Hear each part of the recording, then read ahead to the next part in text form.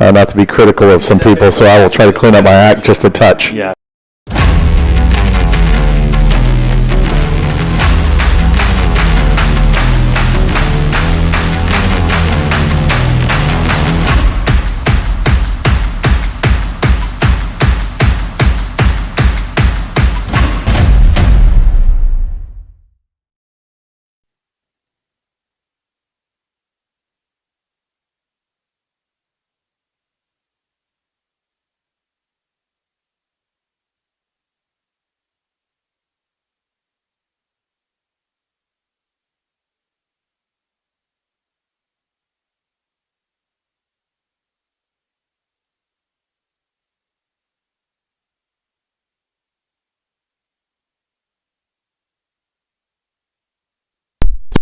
.55, Max Martin.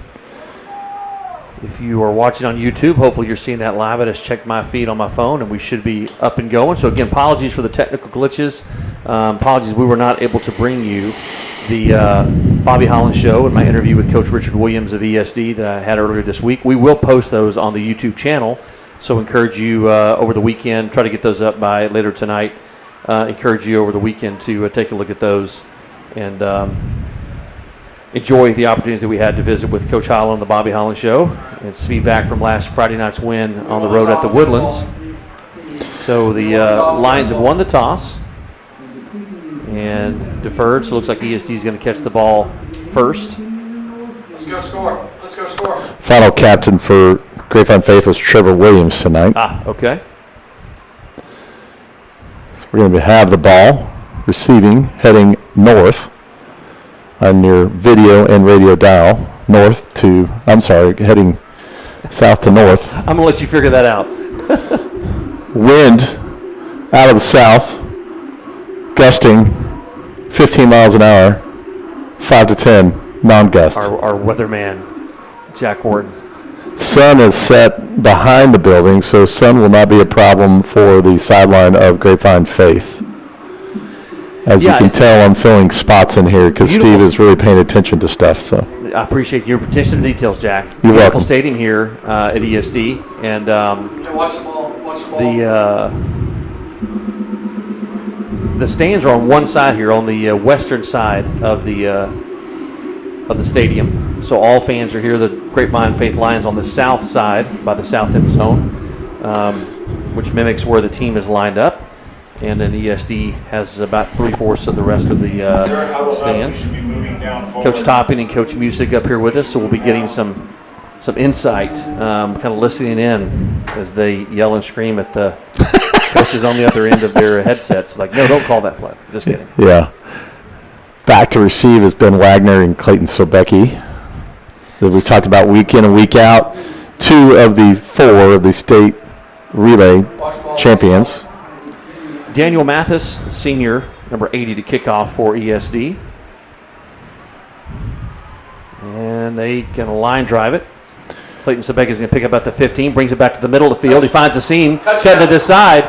He's breaking it to the outside, finally brought down, but a great run back by Clayton Sebecki out over the 40-yard line. They're on the 42-yard line. So nice run back there, Jack. We needed that. Well, actually, it looked like the ball kind of blew off the tee as his leg was back in motion. I think that's why it came out like a knuckler.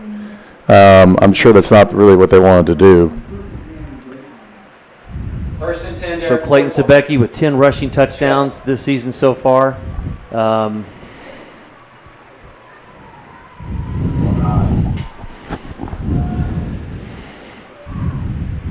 going to guess that's Michael Offord. They got him at number 22 tonight. They decided to take him out of their lineman uniform. Cover 3. So Trips, a little different formation here for the Lions. Trips right on the far side. Pass to number 6, caught by Kirschbaum.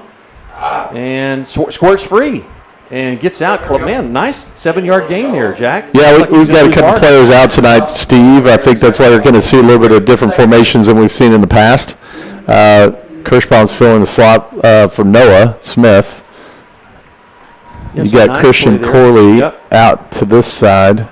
Colin Abercrombie. Now, so again, they've got Ben Wagner by himself out on the far sideline. 3 receivers here on the near side. Michael Offord in the backfield with Clayton Sebecki. Game just starting. Lions on their opening drive. 2nd down and 2. There's a handoff to Alford. Spins free, but from a tackle. He's still on his feet.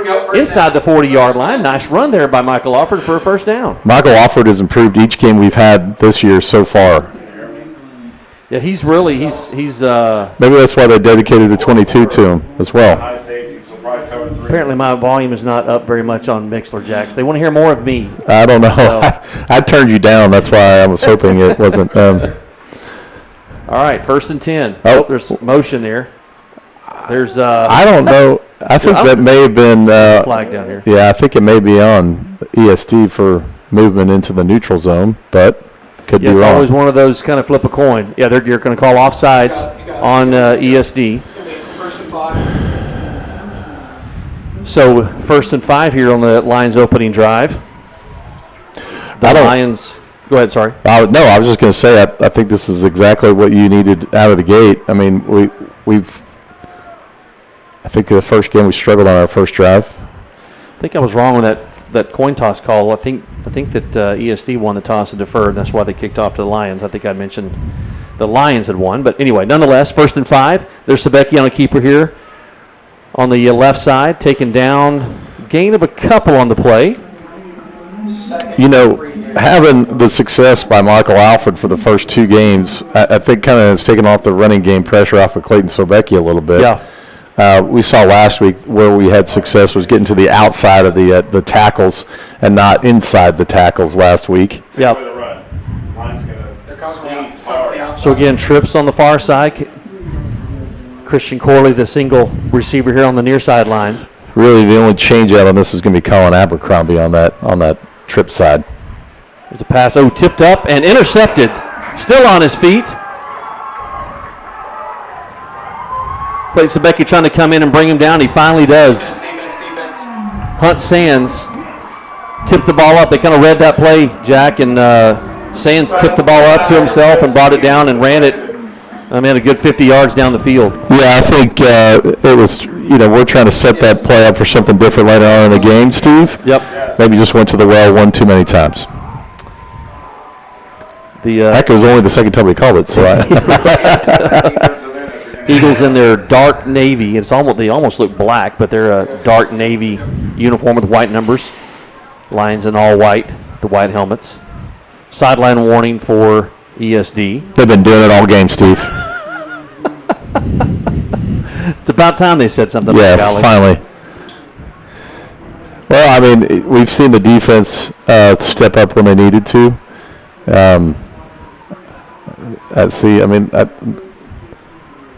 It's not going to be. It shouldn't be 1st and 15. It should be 1st and 10, but 10, 5 yards back further than where they marked. I think it was one of those. Hey, we're going to move it back 5 yards just to tell you that's a warning.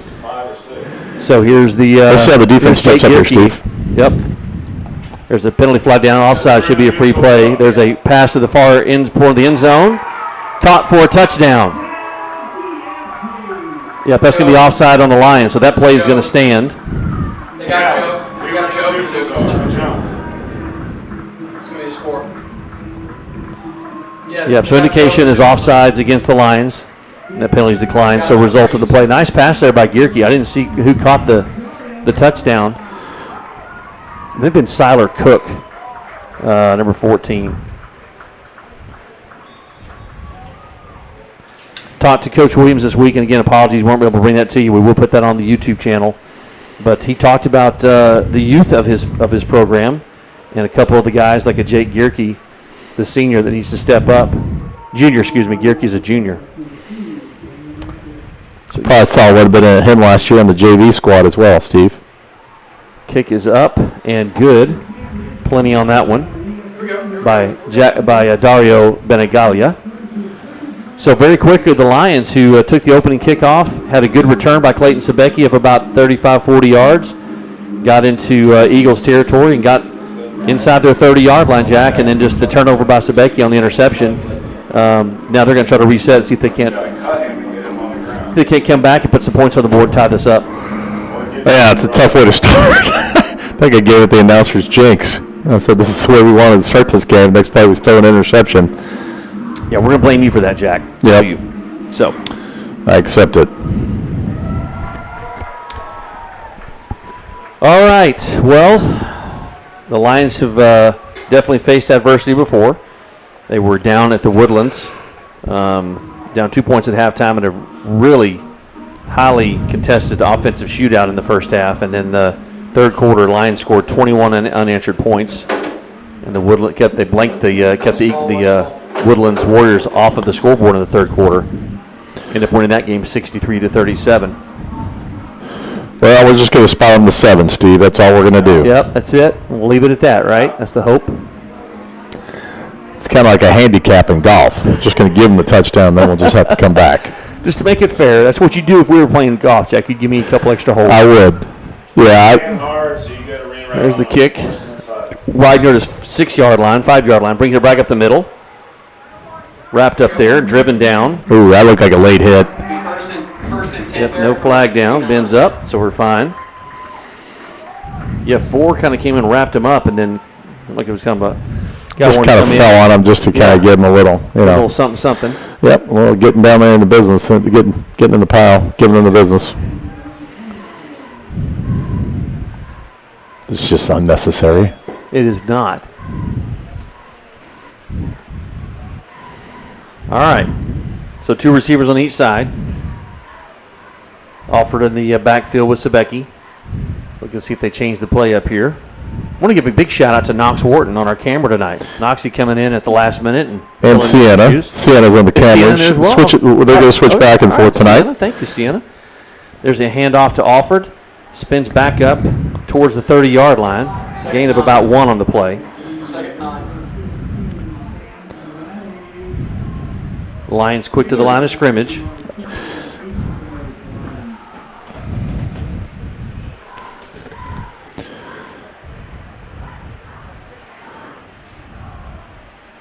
I think the line judge on the far side was also the line judge in the JV game last night, Steve. Okay. Yep. Well, at least recognized we got a him. full crew. He had Sebecki with the keeper. Brings it here over the 30. Inside just out run- over the 35-yard line. Yeah, I just needed him to run right behind Max Martin there. Martin needed to be running a little bit harder, but he should have just run right behind him. Probably could have picked up another 2 or 3 yards. Taken down by Vaughn Langston for the Eagles. So a 3rd and 2 here for the Lions. Important play here. See if they can't get some momentum back. Over and over. They've got to get to the 38-yard line. 39-yard line, excuse me. Ball spot at the 37.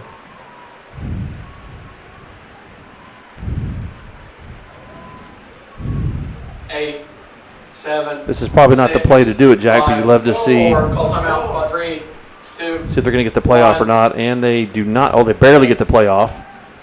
It's a pass to Wagner. Caught across the middle. Completed out near midfield. Great pass and catch there from Clayton Sebecki to Ben Wagner. Yeah, not much of a window to throw that through. Right on the money. Middle. Good pickup there. The Lions barely got that off, and I mean barely. Kent, I looked at earlier, Jack, number 9, Kent Lanyon for the Eagles, the defensive end, 6'7", 210. So he's What you got? kind of a tall drink of water. Not a lot of meat on the bones, but, man, he's got big wingspan, and he's super tall. I figure he's got to be signed with somebody. He's a junior, so I don't know. He may already been committed. We'll see. There's a snap back to Sebecki looking to pass. He's got Ben Wagner down the far side, trying to run under it. Wow. And some defenders running with him. Couldn't get around him, and they're just going to call that incidental contact. Yeah. 7 minutes, 28 seconds left here in the first quarter. Lions took the opening kickoff down inside the Eagles' 30-yard line and then threw an interception. And first play from scrimmage, the Eagles threw a touchdown pass and then kicked the extra point. So that's our score, 7-0. I mean, not to be a homer on our team, but I kind of like the no call there. Well, that's not making you homer. That's making you I know. objective. Non-homer. How about a non-homer? I hate to say it. Snap back to Sebecki looking to pass again. Oh, he's going to keep it. Runs back up the middle. Wrapped up there by Langston, that tall junior that I mentioned earlier. But a nice 5-yard gain there by Clayton on second down. It's going to bring up a 3rd and 5. Makes it a lot easier at 3rd and 5 than 3rd and 10. No Steve. doubt. Don't know if that was a design run or if he just didn't see any passing lanes open immediately and saw the pocket collapsing and just took off running. But again, Sebecki's done it in both games this season. Has really been efficient on the ground. He's been efficient in the air as well, but 15. Ben Wagner set a school record last Friday night, 319 yards receiving. So Clayton had just a banner night, having a banner year. 2 passing touchdowns, 10 rushing. Looking to pass. Again, this high intended for Ben Wagner. A little bit high out of his reach. A little bit behind him. Yeah, that's a tough pass there. The line is getting their hands up pretty high. Makes it hard for that short pass across the middle. Yeah, the Eagles' defense has shown to be very resilient here. 4th and 5, the Lions are going to keep the offense on the field here at the Eagles' 45-yard line. Or man trail. There's snap keeper by Sebecki. There he goes. Springing on the left side here, out over the 40. That's enough for a first down. Nice run there by Clayton Sebecki. Yeah, he had a good. Michael Alford was a good lead back through that hole. He picked up 2 blocks, I think, and then that kind of sprung Sebecki free for another 2 or 3 yards. Well, it's just a testament to the resiliency and the ability to make plays by Clayton Sebecki. 1st and 10, ball at the 38-yard line of the Eagles. Clock running, 6 minutes, 15 seconds left here in the first quarter. Eagles leading 7-0. 8, 7. Inside 6, of 10 seconds here on the play clock. 4. Okay. 3, 2, 1. Again, they barely get the play off. Hand off to Alford over the right side. Go. And gain of about 3 on the play. Yeah, Alford falls forward for 2 yards every time. I mean, he's a bulldog for that middle, and that's where you're going to see that inside tackle run or inside guard run. And then hopefully spring Sebecki out around the corners, around the edge. Excited to bring you our stories of faith at halftime tonight. Coach Derek Ware and his really just awesome wife, Brittany, had a great visit with him this week. And then we're talking about Michael Alford. He will be on our stories of faith next week. Next week at home against Liberty Christian. 2nd down and 8. Sebecki looking to pass. Flushed out of the pocket. Still looking downfield. He's going to keep it. Tries to cut back up the field. And gets about a yard on the play. So positive yards. Not much there, Jack, but at least it's positive. 3rd and 6, Derek. Yeah, I think he saw number 5, Colin Nicholson, coming up on him. It seemed like he had a full head of steam coming right at Sebecki. Kind of cut in. So brings up 3rd and 7. Ball spotted right at the 35-yard line. What you got? They're twisting the line, I believe. Yeah, apparently I'm not very loud is what we're saying on Mixler. I think I'm very loud. You are That's what very they're saying. loud. Man free. Which, Dare you. it's a little surprising. There's a pass intended for Wagner. Falls incomplete on 3rd down. So they went for it on 4th while ago, Jack. You figure they're probably going to do the same here, you would guess. Looks like we lost a little signal on YouTube. Sorry, folks. Okay. 20 seconds. There we go. Should be back up. 15. See if the Lions can get a play in here in time. They're still trying to scramble to kind of get the play inside of 10 seconds. 5 seconds left on the play clock, so let's see what happens. Got Ben Wagner in the And backfield they get now. it, yep. Sebecki again on the keeper, and he is not going to make it. In fact, he barely gets back to the line of scrimmage. So the Eagles take over on downs. Yeah, that looked like almost a hold, so we're kind of glad he didn't call it.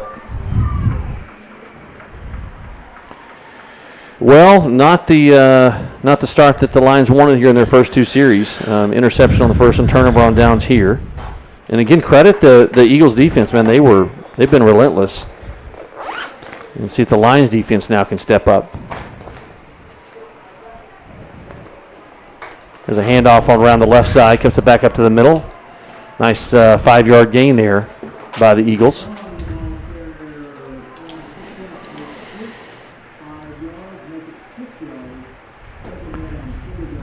About a 5-yard gain on the play, we'll call it. Steven Swan, the running back there on that carry. 2 receivers here on the near side, 1 on the far side. Tight end, Swan in the backfield. Snap back to Gierke. Rolls to his right, looking downfield. Deep ball. And overthrown. Wide open. There were 3 receivers and only 2 defenders for the Lions, Jack, so they're going to have to figure that one out. Yeah, that's not good odds, Steve. You're going to get outs. I think if you've got 3 receivers, you should be able to find one of them. Yeah, Gierke just aired that out and was just a little too much. So a key 3rd down play here, 3rd and call it, we'll call it 5. They've got to get almost to the 45, about the 44 and half yard line or so. You know, defensively, you do want them in 3rd and 5, 3rd and plus 5 if you can. It's not an easy pickup. See Cannon Hunter here in the game on the cornerback. There's a pass on the far side, completed, number 14. Takes it into Lions territory. I believe Siler Cook's Yep. mom is sitting right in front of us. Oh. She was very first one up here to cheer yes. on that catch. Yes, his dad is standing right here as well. He's got his number on his golf polo. Be ready for him to take a shot right here. All right, so it brings up first down. Ball inside of Lions territory here at the 49-yard line. Timeout. So timeout right now. Yeah, Jack, I had a chance. Was talking to Clayton Sebecki.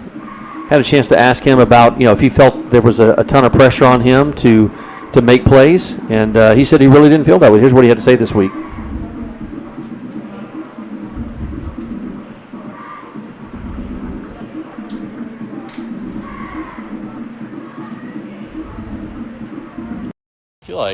I feel like the pressure's pretty spaced out. Like, obviously, I'm the quarterback, so I run the offense. But I mean, the O-line has been doing amazing. I mean, my pass pro has been just incredible. I have plenty of time. I mean, and our run game has been really solid. I just get the snap and run straight, and there's always a hole. So there's not much pressure there. Yeah, Clayton acknowledged that he's taken the bulk of the stats, but he said, man, he doesn't feel pressure. It's been spread out. The workload's been spread out. Read the guards.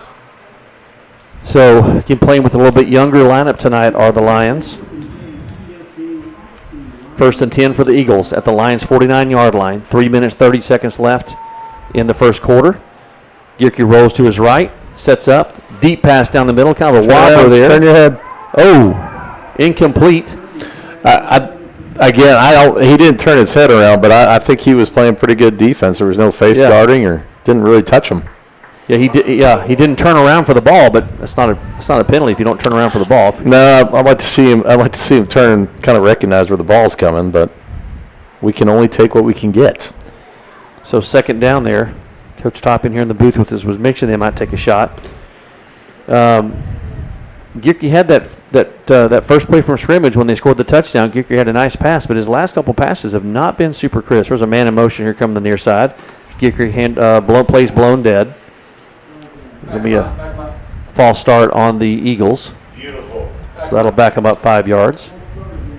Okay, watch the seams. Definitely helps the Lions' cause here.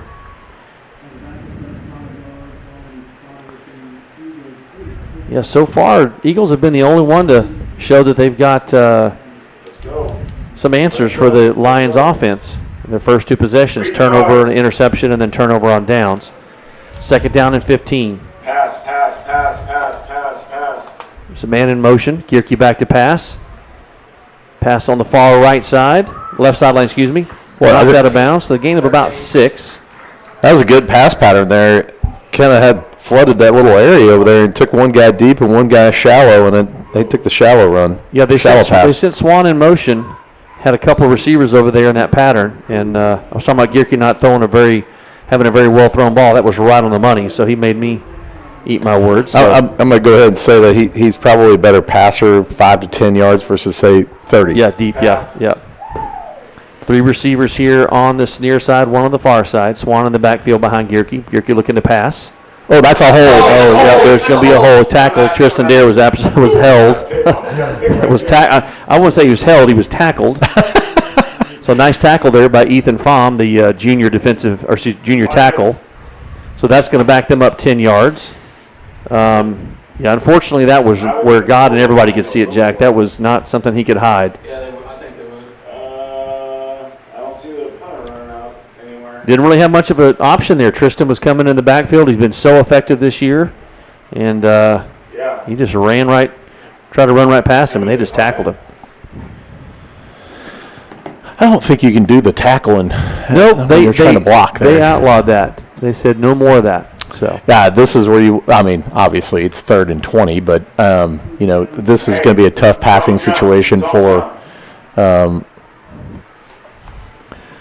2 receivers here on the near side, one on the Gurkey. far side. There's Gurkey looking to pass. Look at 14. Watch 14. Flush out of the pocket. He rolls to his right, to his left, Pass downfield, just tipped and out of the hands of intended receiver. That was intended for Swan. Tell him to back up to the 10. So 4th and about 20. And that's going to bring out the punting unit. Clock stop with 2 minutes, 46 seconds left in the first quarter. Lions trailing 7-0. Episcopal School of Dallas kicked off. Got the ball back on interception and then proceeded to score. I like being close to the coaches, but they make me laugh. Completely. Well, I didn't hear what he said. So. He's not on the 10. All right, Ben Wagner back about his 15-yard line. Snap is good. Oh, what a punt. Great punt. You gotta catch And the ball, man. Wagner is going to let it bounce.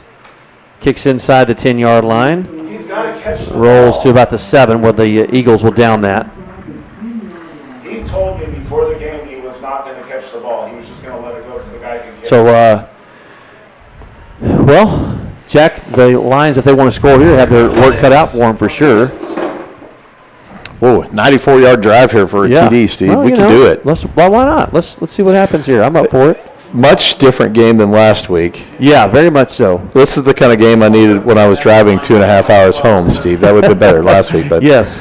now, all kidding aside, this is a great football game so far. Obviously not for the good guys, but we've got some work to do ahead of us. Snap inside handoff to, keeps it, Sebeki, and he is thrown for a loss on the play. I will say this has been the best run defense I've seen so No far this question. season against Faith. Yeah, realize it's early on, man. The Eagles, though, they have hit the seams and the slots, and they've had an answer for the Lions. So that was a loss of almost 5 on the play. 2nd down and 14. Ball at their own 3-yard line. Right here in the shadows of the goalpost, and they need to move the ball out quickly. Shadows, it's dark. Steve. Well, I There's know, no but shadows. the lights. Yeah. Friday night lights, Jack. Work with me here. 10 seconds.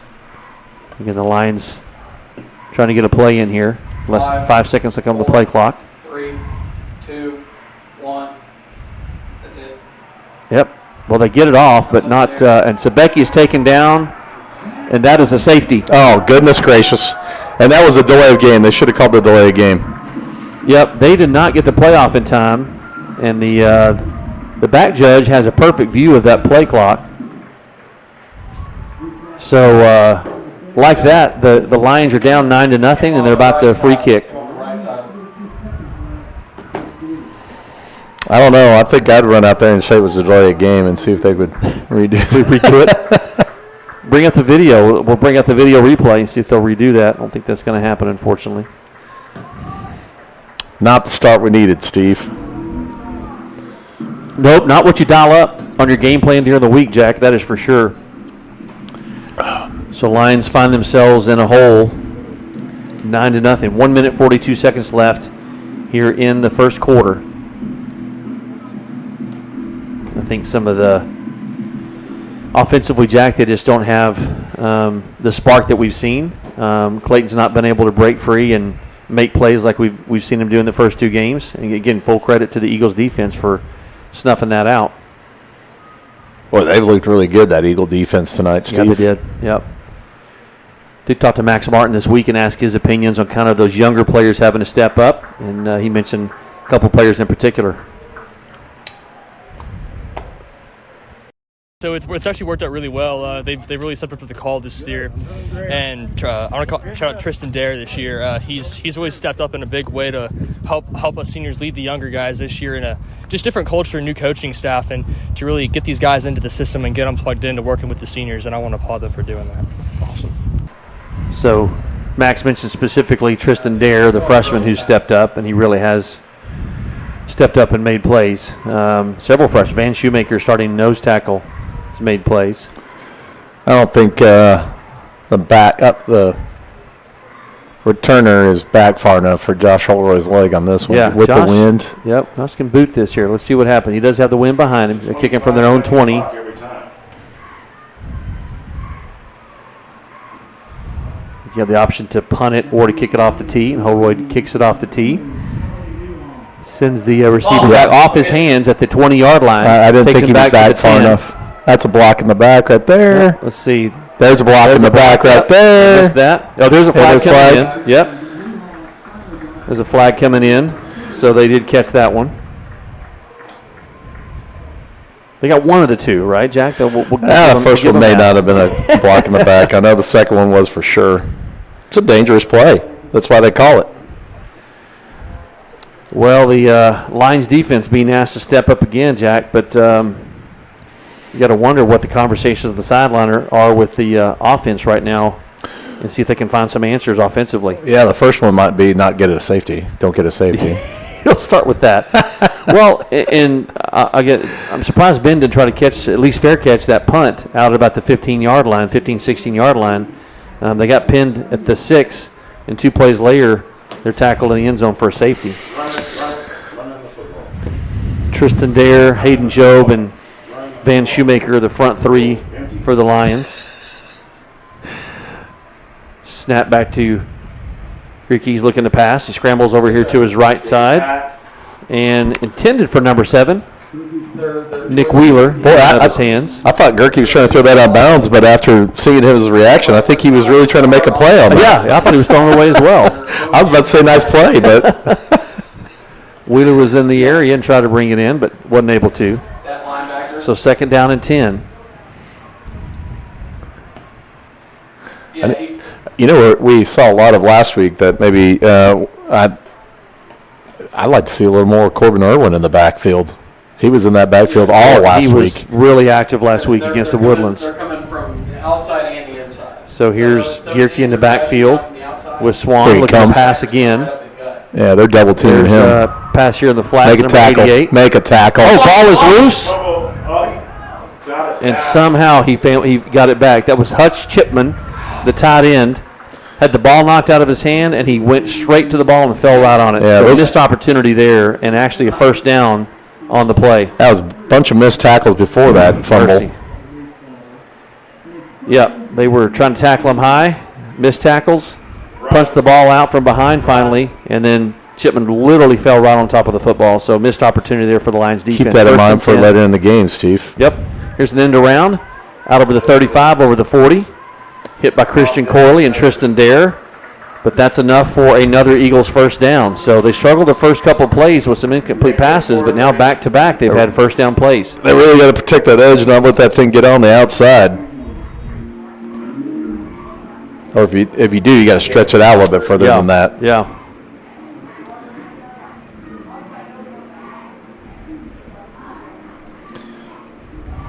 So now 2 running backs in the backfield with Gierke.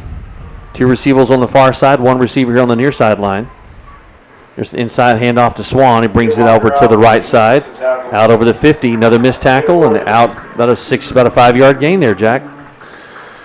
There seems we look a little hesitant, Jack, on trying to tackle. I'm not.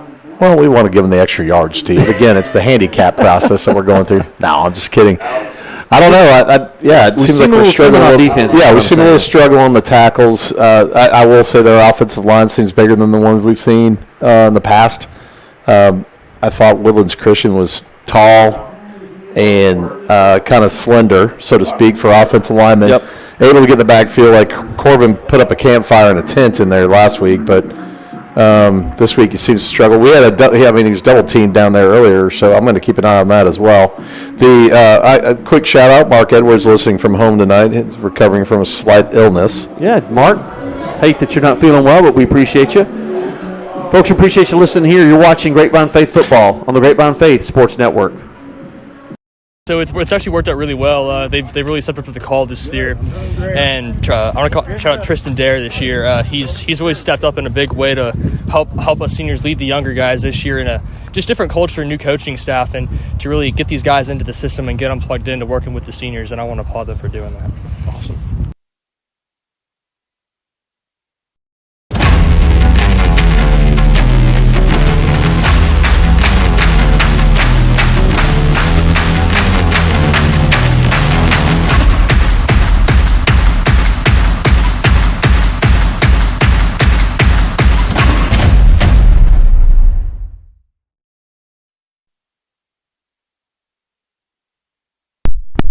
We are back here at Gene and Jerry Jones Stadium on the campus of Episcopal School of Dallas.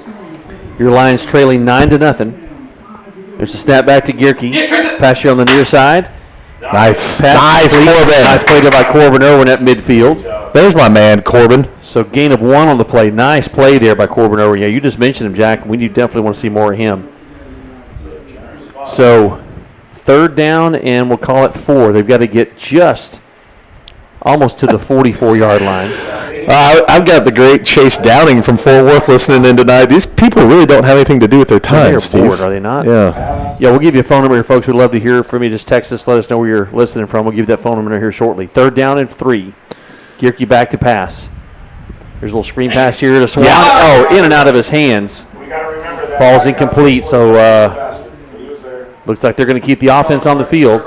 Jake Ford had him dead to rights. As soon as he caught it, he was going to put his helmet right in his chest.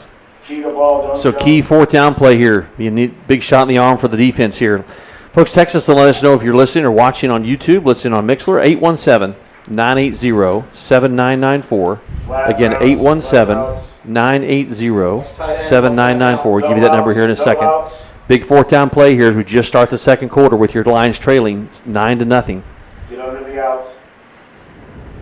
Swan in motion. Here's Gierke back to pass. That's knocked down. Great play there by Tristan Dare. Knocked down. Ball falls incomplete, so the Lions take over on downs at their own 47-yard line. So huge play there by the defense to knock that ball down for an incomplete pass.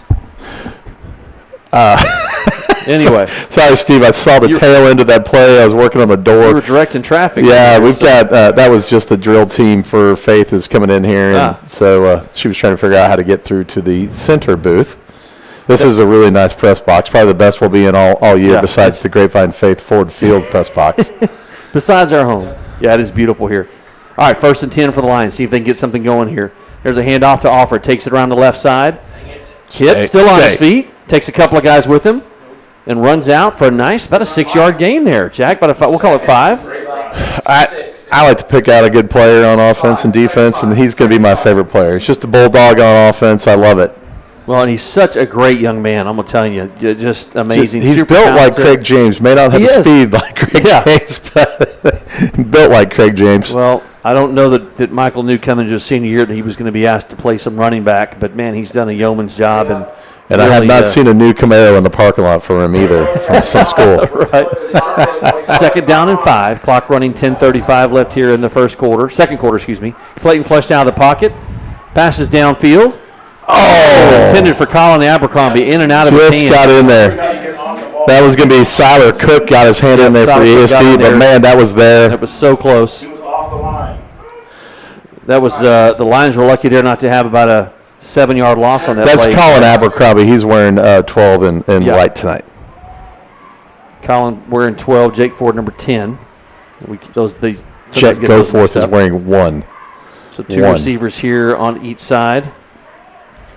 Big 3rd down play here. 3rd down and 5. Ball at the 48-yard line of the Eagles. 5, 4, 3. Inside of 5 seconds here. Timeout. Yep. Lions are forced to take a timeout. At 40, but they started as soon as the ball. They've struggled, Jack, with getting plays in a timely manner and avoiding the. I'll relay a story of when I was a great play clock operator. I believe I was the only guy that ever got a delay of game on a kickoff for the opposing team when I was running the play clock for Faith. You got to be quick on that trigger. As soon as you see that back judge rotate, that's when the clock starts. We're no huddle offense and we can't call a play. Well, so far, Steve, couple miscues, obviously the safety, the interception. That was a great interception, by the way. I mean, getting his hands up, knock it to himself, that was a great play. Yep. We're a little hot. I'm getting word we're a little hot here, so that's turn this right here, Steve. Right here. Right here? No, we're good. I think it's on the YouTube broadcast. So, the YouTube. I turned it down. She said it's better. Okay. So that is Jen Sebecki from Chicago. Oh. Yeah. Go Cubs and go Lions. I'm guessing you're a Cubs fan, Jen. What's the score? It's tied. Who's winning? The Mets. All right, here we go. kind of a funky play. Ben Wagner, in and out of his hands. Looked like he was hit a little bit early. Yeah. Fourth and 5. And no penalty flag on the play. It was kind of it was weird, Jack. The line kind of like engaged, and then they just stood up like they were waltzing together. Yeah, I don't know. It was a really awkward looking play. Ben went ahead and ran, cut across the middle on a slant route, and looked like he might have been hit a little bit early, but no call on the play. So the Lions stay on the field, 4th down and 5, trailing 9-0 here. 10 minutes, 23 seconds left in the second quarter. Sabecki keeps it, flushed out of the pocket on the far side, and barely gets back to the line of scrimmage. And once again, the Eagles will take over on downs. It's hard to even figure out what's going to work on offense for Faith the way the Eagles have played in this first quarter, first part of the second quarter. I mean, defensively, they're kind of throwing a lot at them. Sabecki is super hot right now. We've heard this before. Coach Holland talked about he's the most fierce competitor he's ever coached. And Clayton is a competitor, man, and he is not happy with the way that the offense is performing right now. So there's a snap back to Gierke. The ball's on the ground. And still on his feet. Finally, ball again. The ball's on the ground again. And again, the Eagles have it. So 2 fumbles on that play. The ball hit the ground 2 times on that play. Well, keep after it. Maybe there's something good's going to happen tonight. These guys are holding. We got to get off blocks. Well, again, folks, No, just a rough. we are gone on Mixler, is what we're told. I'm trying to adjust here. Hope we got it right. 2nd down and 7 on what should have been probably a turnover, maybe a loss, but a 3-yard gain on the play. It's a man in motion for the Eagles. Gierke with the snap. There's the inside handoff to Swan. Cuts it back over on the right side. Still out over. Good defensive stop inside, there. Almost to the 45-yard line. So it's going to bring up a 3rd and 4. Ball spot at the 46. Again, if you're just now joining us, the Lions took the opening kickoff pretty deep into Eagles territory and threw an interception. And then turned it over on an interception. Then the Eagles took it down and scored on one play from scrimmage. And then safety a couple of series later, and they lead 9-0. 3rd down and 4 here for the Eagles. Swan in the backfield behind Gierke. Wow. In pursuit. They finally take him down, but not until he gets a first down. Well, Trevor Williams was in hot pursuit. He came and kind of timed his rush and was in pursuit of Swan and Gierke and couldn't quite catch him. Siler Cook defensively coming off the field. He was a big offensive player in the first couple series for EST. He's limping off. You went 11, 47. Swan taking a break for the Eagles. Hudson Young. First, and then we went 47. 5'10", 155, running back for the Eagles back behind Gierke. 3 receivers here on the near side. One on the far side. Not a great snap. Gierke looking to pass. Keeps it. Runs it.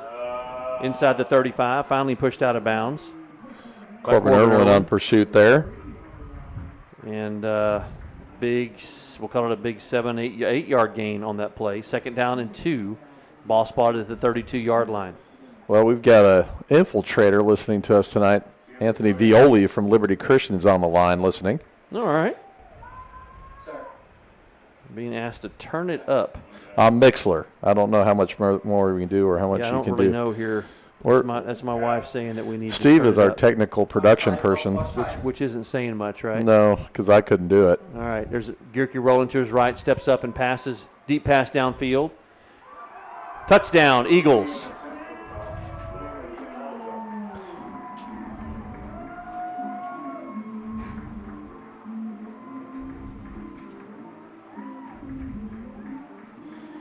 Well, we're struggling, Steve. Yeah, this is not the start that we wanted.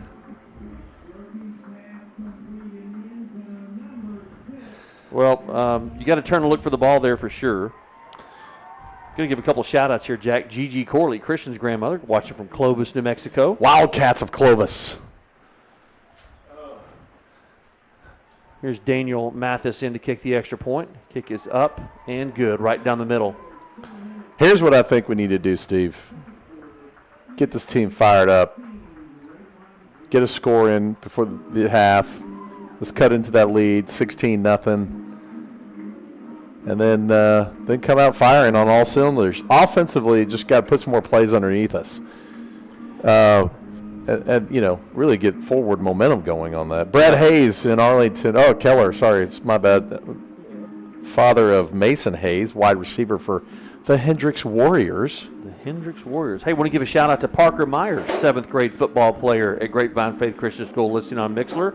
There you go, dude. Yeah, Parker. Thanks, man, and thanks. Hopefully my mic's up a little bit. They're saying I'm quiet on Mixler, and I'm trying to project and everything. Every time you come over here to turn yourself up on Mixler, I turn you back down. That's the problem. I turn it up and you turn it down. Oh, mercy. Well, again, Lions. Michael Harris watching us as well.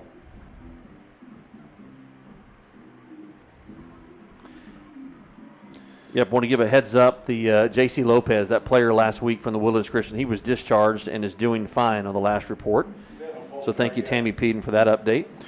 Well, the other thing was this is the third kickoff by ESD, but the last two have been pretty deep to Clayton on the first one and then Ben Wagner on the second.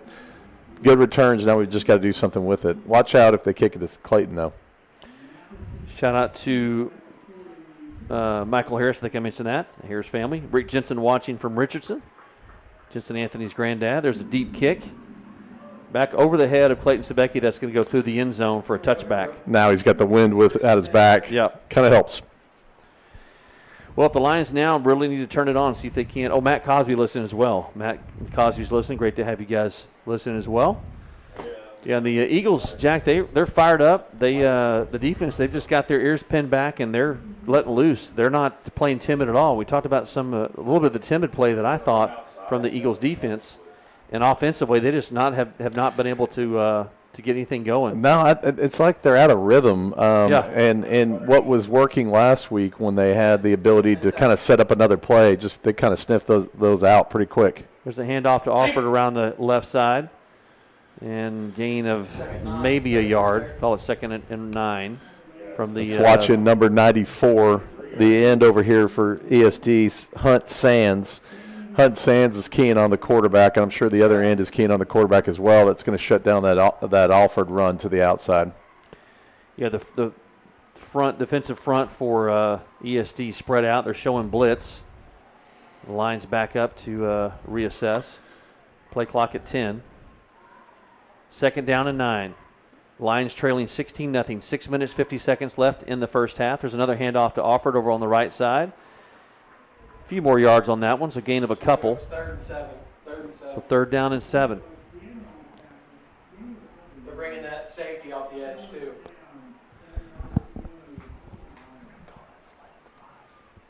Sir. So big play here for the Lions. Yes. 2 receivers split out on each side. Christian Corley, Colin Abercrombie on the near side. Man free. And Zero. Cover 0 in the backfield. Yep. Should have gone deep with it. Yep, and he's taken down for no gain on the play. No safety back there, Steve. Yep. It's coming back.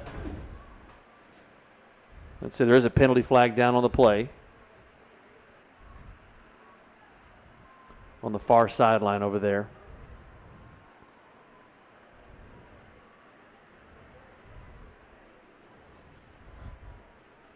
We'll see what the call is. Clock stopped, 6 minutes, 7 seconds left here in the first half. Again, your Lions trailing 16-0. 2 touchdowns and a safety by the Eagles. Hey, this isn't bad, Steve. We're 6 minutes left in the second quarter, and this is the first referee discussion we've had. Right. They do call a false start against the Lions, and the Eagles, I don't know if they have an option of accepting that penalty or not, but that's going to take the... Well, it's a dead ball penalty. It's not a all question. All right. So, 3rd down and 11. See what the Lions can do here. Sebecki back to pass. Decent protection, gets the ball away. Intended for Rotella Kirschbaum, but falls incomplete. and that's going to bring up 4th down. Boy, he had hands in his face on that one, Steve. He couldn't really get through with that throw. Yeah, it coverage. It looked pretty good initially, and then they just collapsed quickly. Down. Okay. So the Lions back to punt now. It says Wagner. They replayed it down. Is that a fault? It's 4th down. It's 3rd down. It's 3rd down. What? Wait. Yeah. Now We got 4th on the field. There we go. That's 4th down. Wagner looking to kick. He does get the kick away. It's about the 45-yard line, picked up. Missed tackle. Wow. Still on Missed his tackle. feet. Missed Well tackle. inside of Lions territory. Knocked out of bounds finally at about the 34-yard line. But a nice run there by Nick Wheeler. These kids seem to not fired up tonight, Steve. Yeah, we seem to lack a little energy and emotion and passion right now, Jack. And, man, the Eagles are just – and you can just, they're frothing at the mouth, man. You can just see, man. Yeah, they're fired up. No doubt. Yeah. Every play, they are pinning their ears back, and they are running, chasing after the ball carrier. They're in Sebecki's face. Defensively, they're right on target. Offensively, they're on and off the field hustling. Back in the Texas Tech Mike Leach days, he would call a timeout, call everybody over, and start chewing butt. Backside. So now 2 receivers on each side after that man switches sides of the field. Gierke looking to pass. Pass complete, about the 25-yard line. To number 3, Dario Benaglia. Benaglia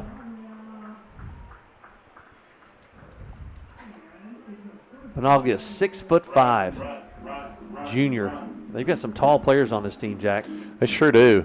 Some big offensive linemen. So clock running, 5 minutes, 15 seconds left here in the first half. Snap back to Gierke. Oh, my God. We're wide Man, open. wide open. Absolutely wide open. Touchdown, Eagles. Nobody guarded. Hutch Chipman. Corner squatting. What was the coverage? Well, this is getting out of hand quickly, Jack. 5 minutes, 7 seconds left still here in the first half, and the Eagles take a 22-0 lead and looking to add to that here with an extra point. Yeah, just a missed assignment there, Jack. You know, we've got some young subs in here tonight, Steve. Yep. So we probably got a little bit of lack of experience out there. Oh, there's a bad snap. Gets underneath the hands of the Well, no, here's a holder. little bit of positivity. Tries to pass. Oh, almost picked off. Hit right in the hands of Jake Ford. If he picked it up, could have run it the other way for a couple of points. But well, there's a little positivity, yeah, Steve. there's something. You got to build on something, and maybe that's the thing to do it. There we go. Turn it around right here. Let's go. So 22-0. The Eagles in front of your Lions. Again, coming up at halftime, please stick around. You're going to get to hear the stories of faith this week with new offensive coordinator Derek Ware and his absolutely precious wife Brittany. Really neat story about how God brought him to Grapevine Faith and how they met. Coach Ware played football at Harding and talks a little bit about how they met. Really kind of a fun story there, and just the importance of their relationship with Christ and bringing up their kids in faith. Anyway, just a really enjoyable time with them this week, and you'll get to hear that coming up at halftime on our Stories of Faith. Harding, a big rival with Hendricks at Arkansas. And who's the Harding? What's their mascot? Man, I knew you were going to ask me that. I can tell you because I did my homework. What is it? You want to guess? No, I wouldn't even have one. Tatanka. It's Bison. the Bison. The Harding Bisons. Interesting. You know who went to Harding, right? Coach Ware. Yeah. Well, besides Coach Ware, Oh, I'm sorry. Besides him. it was the Duck guys, whatever their names are. All those guys went to Harding. They're somebody texting saying they're hearing Coach Topping on Mixler. Yep, Scott Sanders, you are correct. Coach Topping and Coach Music are up here with us. We're in the same booth, so you're hearing some of their call-outs. Hey, let's get And that goes to the end zone for a touchback. Here we go. First and 10, Derek. We're going to be on the 25.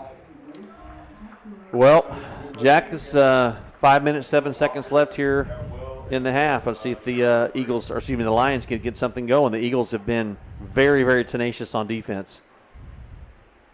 And don't seem to be slowing down. In fact, No. I think with every stop they get, every turnover, whatever, it just seems to fuel the fire. They got a lot of energy on defense.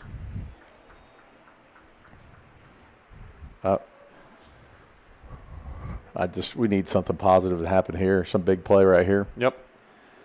So Alford in the backfield with Sebecki. Sebecki looking to pass. Yeah. Here on the near side with Ben Wagner. Hand in his chest twice. That's pass interference. Ball falls incomplete. He hand checked him twice. And there was nothing, no call there by the side judge. Yeah, it kind of hit Ben in the hands, even despite the pass interference.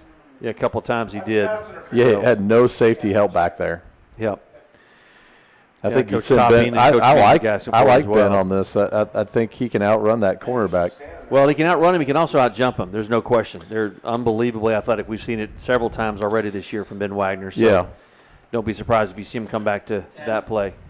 9, Clock stop, 5 minutes, 1 second left here in the first half. Again, your line's trailing 22-0. There's Sebecki on a keeper out over the left side. Just cannot get out to No. the outside edge, Steve. Boy, nice play there defensively.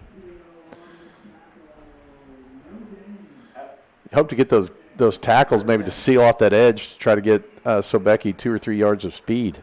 Landon Capetillo on the tackle there for the Eagles. So 3rd down and 10. No gain on that play. They still on an island down here.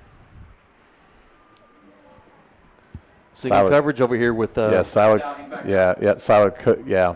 Yep, there's a pass looking deep for Ben Wagner. He had to play defensive back there and knock it away. It would have almost intercepted. You almost want to see Ben stop that pattern and kind of have more of a Yep, maybe short cut of Siler. in. Yeah, But you don't know what number 10, Josh Logan's going to do with his coverage. Yep. Well, you would assume they're going to punt here, Jack, down 22 with the ball deep in their own territory, not give the Eagles a short field.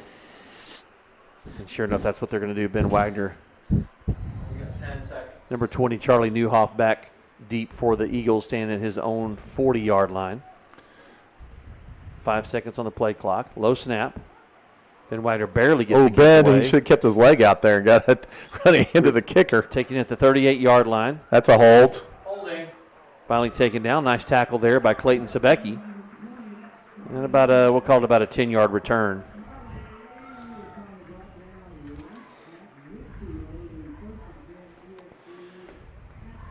Well, plenty of time here for this Eagles offense to strike. We've seen them run the ball effectively, pass the ball effectively. Gierke, athletic quarterback. I'll give him credit. Again, the long ball maybe not be his forte, Jack, but he's thrown some nice passes across the middle, and he stayed on his feet. On that previous touchdown, I could have thrown that 30-yard pass. Yeah, that weave was wide open there. Yeah. And I'm All right. 53 years old, for gosh sake. There's inside handoff, number 21 still on his feet inside the 35. Out close to a first down. Just short, so going to be bringing up 2nd down and 1. Eagles quick to the line of scrimmage. Nice play there by Corbin Irwin. Hudson Young on the carry. Yes, and a nice tackle by Corbin.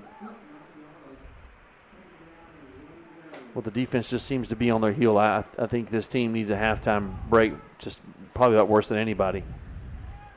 They really need to stop here, Steve. Yep. Another score is not going to be. Young in the backfield behind Gierke. 2 receivers on the far side. There's another handoff to Young. That's a hold. Brings it out over the left side. Finally My taken goodness. down inside the 30-yard line. It's really easy to run those holes whenever you're holding the offensive lineman, or the offensive linemen are holding your defensive lineman. Hopefully you guys are seeing that at home. I'm not just making that up. Yep, clock running. 3 minutes, 10 seconds left here in the first half. Lions trailing 22-0. Snap back to Gierke. Another handoff, this time number 22. Inside the 20, picks up a block, cuts it back towards the inside. My Still on goodness. his feet. Finally taken down about the 10-yard line. Stephen Swan on the carry. Boy, he's quick, and he made some nice cuts there, Jack.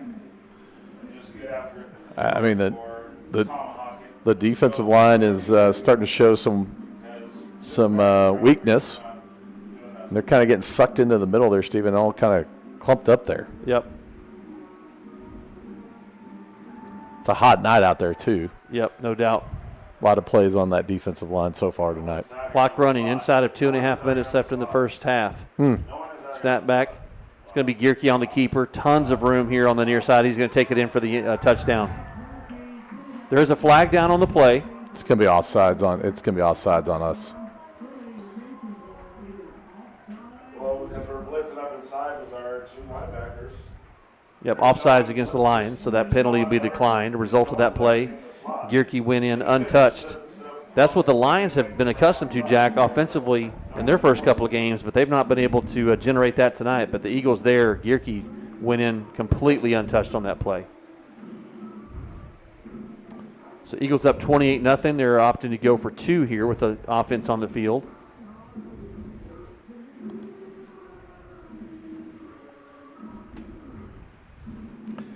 Boy, tons of energy here on the ESD side, and the Lions look completely defeated. They look pretty tuckered out too, Jack. Halftime can't come fast enough, Steve, Nope. but that's why they play 4 quarters. They hung 29-30 on us in the That's first true. quarter. That's true. First half, we can hang There's a pass complete. 31 in the second half. Yeah, just a mismatch there on that left side. So pass complete. Number 88, Hutch Chipman, 6'4", 220 tight end, brings it in for the 2-point conversion. So 2 minutes, 19 seconds left here in the first half. Lions trailing 30-0. Man, it's 30-0. We started out driving that ball offensively so good down the field. One mistake leads to this. Yep. They haven't been right since that first drive. No, I agree. That really seemed to throw off the rhythm. And you talked about that. It's have not been able to get in sync. They just look just a half second off, second late. It's hard to put your finger on it. Man, it's visible and it's tangible. But like you said, opportunity at halftime to make some adjustments.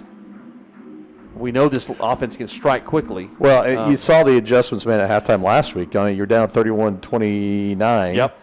And I was struggling. I mean, it was struggling. Defensively, we were struggling. Offensively, we kind of struggled a little bit, despite the fact hanging 29 on them. It's just that we were struggling a little bit on both sides of the ball, and they came out fired up in the third quarter. Yep. So, I mean, we do have a quick strike offense. It's just got to be we got to be real quick out of the gate this time. Well, not only that, but your defense has got to come up with some stops. I mean, if you score, Yeah. that's great, but Right. you've given up 30 here. Last week, the Lions seemed to have pretty good penetration when the linebackers were having to make the tackles maybe 2-3 yards past the line of scrimmage, and this week it's further on downfield. So Yep. maybe they're just, like I said, maybe they're tuckered out for the first half. It is 108 or whatever. And I think some of these coaches might talk to the clock operator at halftime.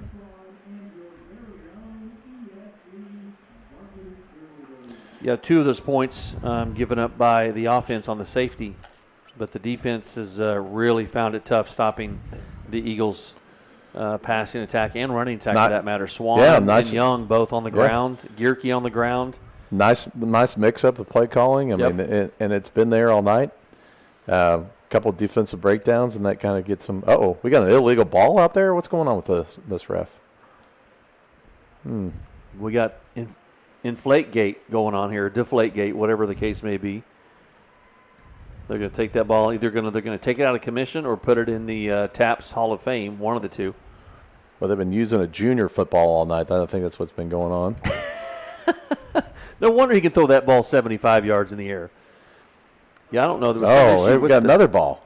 There's an issue with the footballs. If ESD needs some money for some new equipment, we could just make a couple calls. I think you could pass the plate here in the stands and get that, and probably maybe a new Porsche after that collection.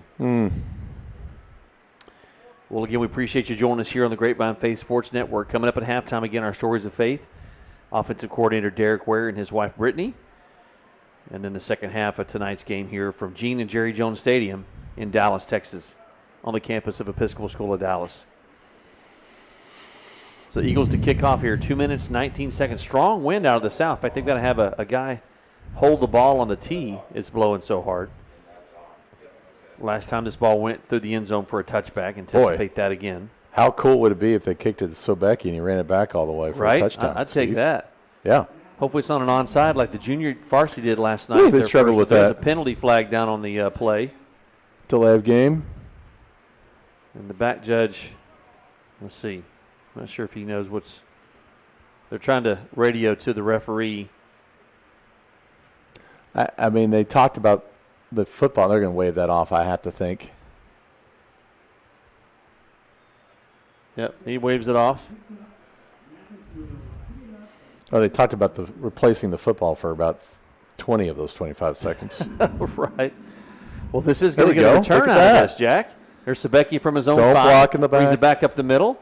Hit, taken down at about the 22-yard line. So good coverage there by the Eagles on their kickoff. Well, I'll say this, Jack. All facets of the game this first half, man, the Eagles have been impressive. Yeah.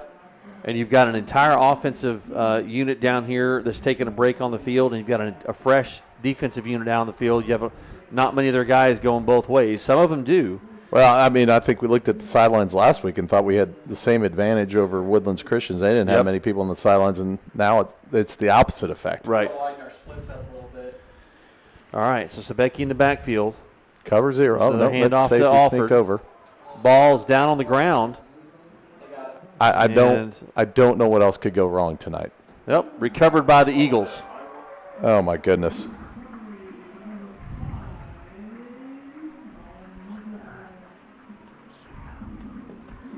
Yeah, I'm with you, Jack. I don't know what else could go wrong either. This has been just a comedy of errors, unfortunately. So the Eagles will take over 1st and 10. 2 minutes, 9 seconds left. They're leading 30-0. Take over ball at the Lions' 23-yard line. Yes, sir.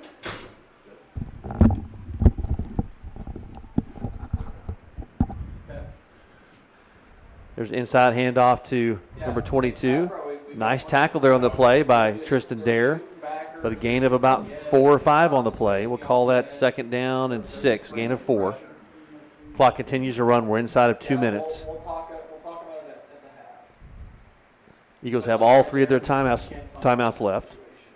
I would assume, Jack, they're probably going to want to score just with just a little bit of time on the clock to prevent the Lions from doing much with it. Weather the storm here. A big stop from the defense here, down 30-0. It's man in motion. Gierke with another handoff, inside handoff. Stacked up. Nice play there. Okay, here we go. Trevor Here we Williams, a go. couple of others in there. Stephen Swan on the carry. I'm going to get fired up, Steve. We're going to get this. Yeah, I We're think going they to can stop hear you up this. there, yeah. We're going to stop them here. We'll be back with Caught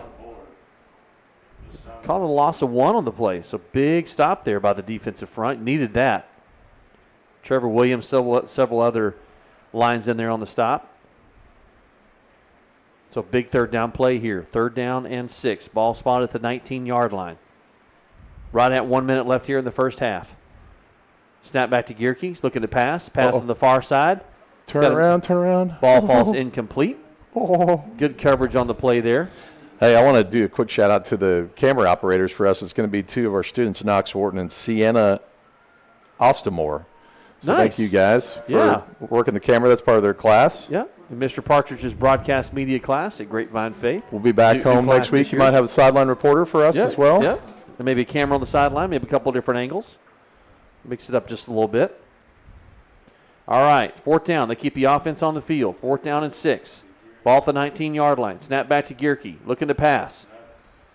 Oh, man. Takes off. He's going to run it. Where's Plenty of Corbin? room. Inside the 10-yard line. Runs out of bounds. Stops the clock with 43 seconds left. And that's going to be enough for a 1st down. Right at the 10-yard line. Man, just a backbreaker. Well, he did not get out of bounds. So the clock's going to continue to run. Somebody's waving his arms down there. 38 seconds. Yep. The clock is still running, by the way. Clock is Okay. running. They finally stop it. Yeah, timeout by Episcopal School of Dallas. Coach Richard Williams trying to tell the referees that there's more time on the clock than what's showing. But that's their own camera operator. Clock operator, Jack. That's not. Yeah, you usually they're get not on better the road. operation at home here. You do, yes. Usually they're quick on that trigger and stop it right away for the home team. Well, maybe an interception for a touchdown, fumble recovery for a touchdown. Well, we saw. They credited Clayton Sebecki last week that touchdown at the goal line there for the interception return. They 103 yards is what they tallied that at. Oh, I thought it was Christian Corley. I thought you said it was Christian Corley. I did. I made a mistake. Trying to give Christian a little shout out. Well, you couldn't see the numbers, and I just knew it wasn't Christian Corley because it was super fast. I knew it had to be Ben or Clayton on the interception. That was, incredible interception, incredible run back. Oh yeah, and the Warriors were just about to score, and that was just a huge play by Clayton. All right, so Lions trailing 30-0 here with 39 seconds left.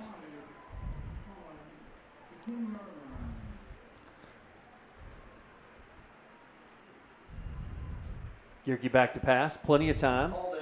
Yep. Online. Hold on Tristan, but they don't call it. Still on his feet. Runs in. He's in for the touchdown. Well, Tristan Dare got turned around about 5 different ways, and I'm not sure how they didn't see that because it was about the only guy that was in the backfield going after the quarterback. So 0.3 seconds ran off the clock that play. So We saw the guy coming in here to work the clock, Steve. He looked like he had the ability to run the clock. So 36-0. The Eagles now trying for the point after. 31.7 seconds left here. This is unfamiliar territory for the Lions this year. Not being down, but being down by such a huge margin, and no points on the board, Jack. That's been a big backbreaker for him. I think I said it earlier. I thought we could hang 31 on them in the second half. I didn't know we were going to have to hang 37 on them in the second half. No, we just really haven't been in sync either defensively or offensively tonight, and these first 2 games I feel like they have been. We should be running off the field. We should run off the field for a while. Yeah, man, they're dragging Jackson, kind of just dragging off the field. Well, they're tired. you know what? There's a second half to be played.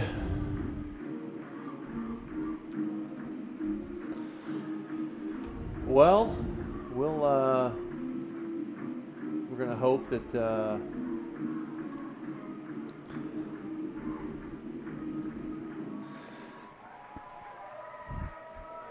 well, folks, we may not have the Derek Ware interview up and available. We've had plenty of snafus tonight here. Issues with the. We haven't been in sync, Steve. We've been completely out of sync. It's all our fault. Yes. Yeah, it's been just one calamity after another. So we're kind of our broadcast and the technical snafus have been matching the. Yeah, and let me give a shout out to Steve. He puts in so much effort and work into this broadcast, and I really appreciate it. And we seem to things go a little bit more smoothly when we're at home. We can also tap into that huddle camera as well. Yeah. So, but we're getting there. We're getting there. And next week I'm serving my 1-game suspension. Will not be on the air. Yeah, will not be on the air next week. Due to the officiating commentary, and Taps has suspended me for 1 game only. Jack's going to be out of town. Oh, there's a little bit of an onside kick. Recovered at halftime there. Okay. Hey, I saw this. You got 50 yards to make up in 30 seconds. We can do this. Yeah. I'm a little surprised by the onside kick there. What do you make of that? That seems a little odd, but well, that might come back to bite him in the backside. I'm surprised 30 seconds didn't run off the clock on that one play, but only about a half second there. No, 0.3 of a second ran off. 31 seconds left here. Ball at midfield for the Lions. Technically, none of the seconds. It should not have run at all because he fell down on the ball. There's 31.4 nonetheless. Again, Lions trailing 37-0 here at halftime against the Episcopal School of Dallas Eagles. Snap back to Sebecki. He's looking deep. Ben Wagner across the middle. Underthrown, intercepted by number 7, and he falls down at the 22-yard line. Defense. Kind of had a bum rush on him there a little bit. Yeah, couldn't tell if his arm was hit, Jack, or just maybe slipped out of his hands. I don't think he got all the way through. Yeah, there's no way that was just a. Did his hand get And hit? again, Clayton just beside himself, just really, really frustrated right now on the sideline. Big competitor, and he expects more of himself and the team. And again, the entire team does too, I think. I mean, they've just been. It's 100 degrees out there, Steve. Yep, it's warm. No question. ball at the 22-yard line. Man in motion. Direct snap back to number 21. He's going to keep it still on his feet out over the 30-yard line. Finally brought down. Clock continues to run. ESD's just got a little bit of pep in their step, obviously, when you're up 37-0. Yep, that's easy to clock's going to run out here. That's going to end the first half. So, well, Jack, some work cut out for the Lions for sure coming up in the second half. Down 37-0. And I mean, just maybe let's park the scoreboard to the side for a second. Let's just talk about being able to run the football effectively and make plays. I think we've struggled in pretty much every facet of the game so far tonight. I don't know what you do at halftime. I mean, you've got a lot of things to work on, a lot of people to talk to figure out, hey, where you're at, where's your head at, what can we do to improve in the second half. I think we're just going to struggle a little bit. The line play where going into the season, we felt like it might be a struggle. Tonight, it sure is showing against a little bit better opponent than we've seen so far. It's an inexperienced team. You got to keep that in mind. We've got a lot of youngsters on our roster, but still you got to play the game. Now, again, we do have another 24 minutes left to play in this game. You can't outscore them until you score the first time. Right. So let's just get the ball back right away as soon as we get out here after the kickoff, and then try to make a score. Well, again, we're about to bring you the stories of faith here at halftime. That visit that I had with Coach Derek Ware and his wife Brittany. Bring that up to you shortly.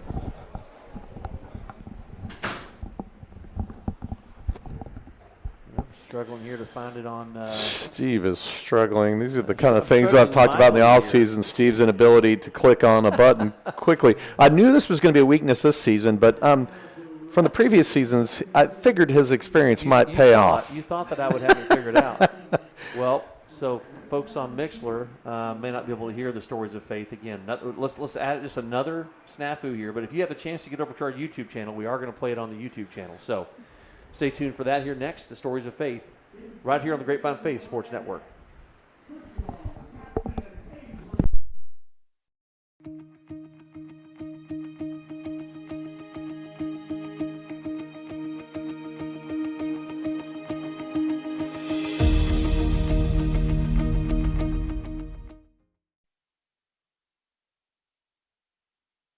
Time with the Grapevine Faith Episcopal School of Dallas game, which means it's an opportunity for our stories of faith. And this week, I'm really excited to introduce you to the new offensive coordinator, Derek Ware. I'm even more excited to introduce you to his wife, Brittany. So, man, we really appreciate you guys sit down with me and get excited to hear y'all's story. Thanks, we're excited to be here. You bet. So, Brittany, I've got some questions for you. But first, Coach Ware, I'm going to let you brag on your beautiful family for a second. Tell us about the Wares. Yeah. We've been married for 15 years now. We've got 3 kids, Jericho, Everly, and Zeke. They all are faith kids. We met at Harding University 18 years ago. I saw her across the room in the cafeteria, and she was with her friends, and I was like, I'm going to go talk to her. And so I went over and I talked to her, and I asked them, I said, hey, what are you doing tonight? And they said, we're going to church. And I said, I'm going to church too.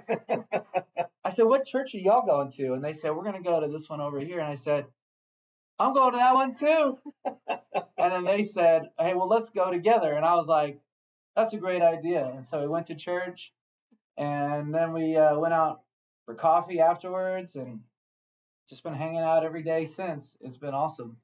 I'll say the funny part with that story, though, is we both are from Oregon originally, and we grew up just a few miles apart. We did not meet until we were at school in Arkansas. Man. So kind of weird. Very, very providential, right? Yeah. On God's part. That's awesome. So you mentioned that you both grew up in Oregon. You played football and played at Glenn before you transferred to Harding.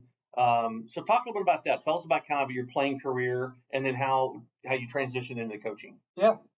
I went to Glenn Junior College and wanted to walk on there. And I went and we did tryouts, and the next day was Tuesday, September 11, 2001.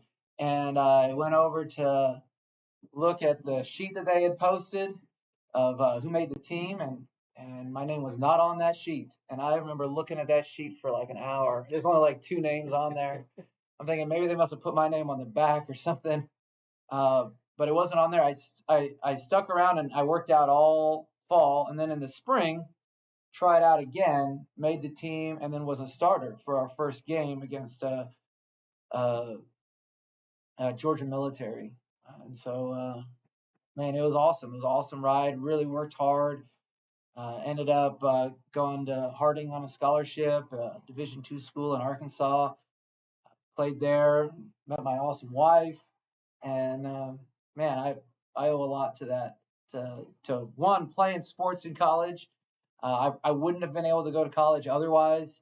I would have, we wouldn't have had the finances to do it. But went junior college, earned a scholarship that first year, and then I had a scholarship at Harding, and so now in my role as the recruiting coordinator, like I know the huge value that it has. I also know like it can be tough, but like if you stick with it, like man, just the rewards are great. And then talk about your transition from playing and all that, and then after you graduated into coaching. How did that happen? Yeah,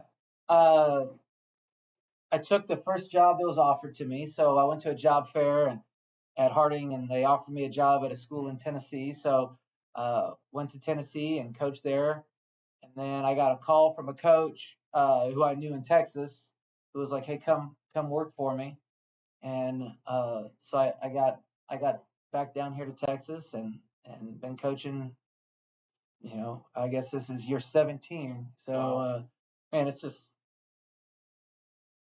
I just feel like there's just so much value in getting to invest in our kids, in the players. And I know the difference that sports made in my life, and I know the difference it can make in other people's lives. And so to get to do that is really valuable. Like I derive a lot of joy from that. Sure.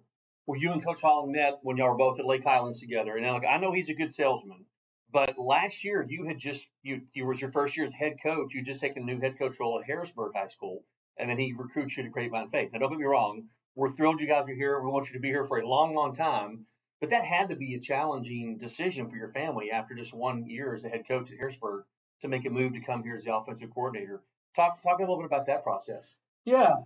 Coach Holland and I are good friends. We work together and have been really close friends ever since. And I knew, like, I was telling Coach Holland this. When I was a head coach in Harrisburg, awesome. Like I grew so much in that. I loved it. It was really tough. Provided super awesome challenges that I feel like caused a lot of growth. I also felt like God was doing a really mighty work there. We had 3 of our players were baptized. Wow. This is a public school. Right. I would load up a bus. And we went and took a bunch of our football kids to go watch the Mac Powell concert. He's a Christian music. We went to Matthew West concert. And I'm driving this school bus back to the school, back to Harrisburg, and we have public school kids in the back singing worship songs. Wow. And I just thought, like, man, this is, God is doing a mighty work here. He is moving in a great way. So it was really tough to leave those kids. I feel like I left them set up for success, and they're always on my heart, praying for them.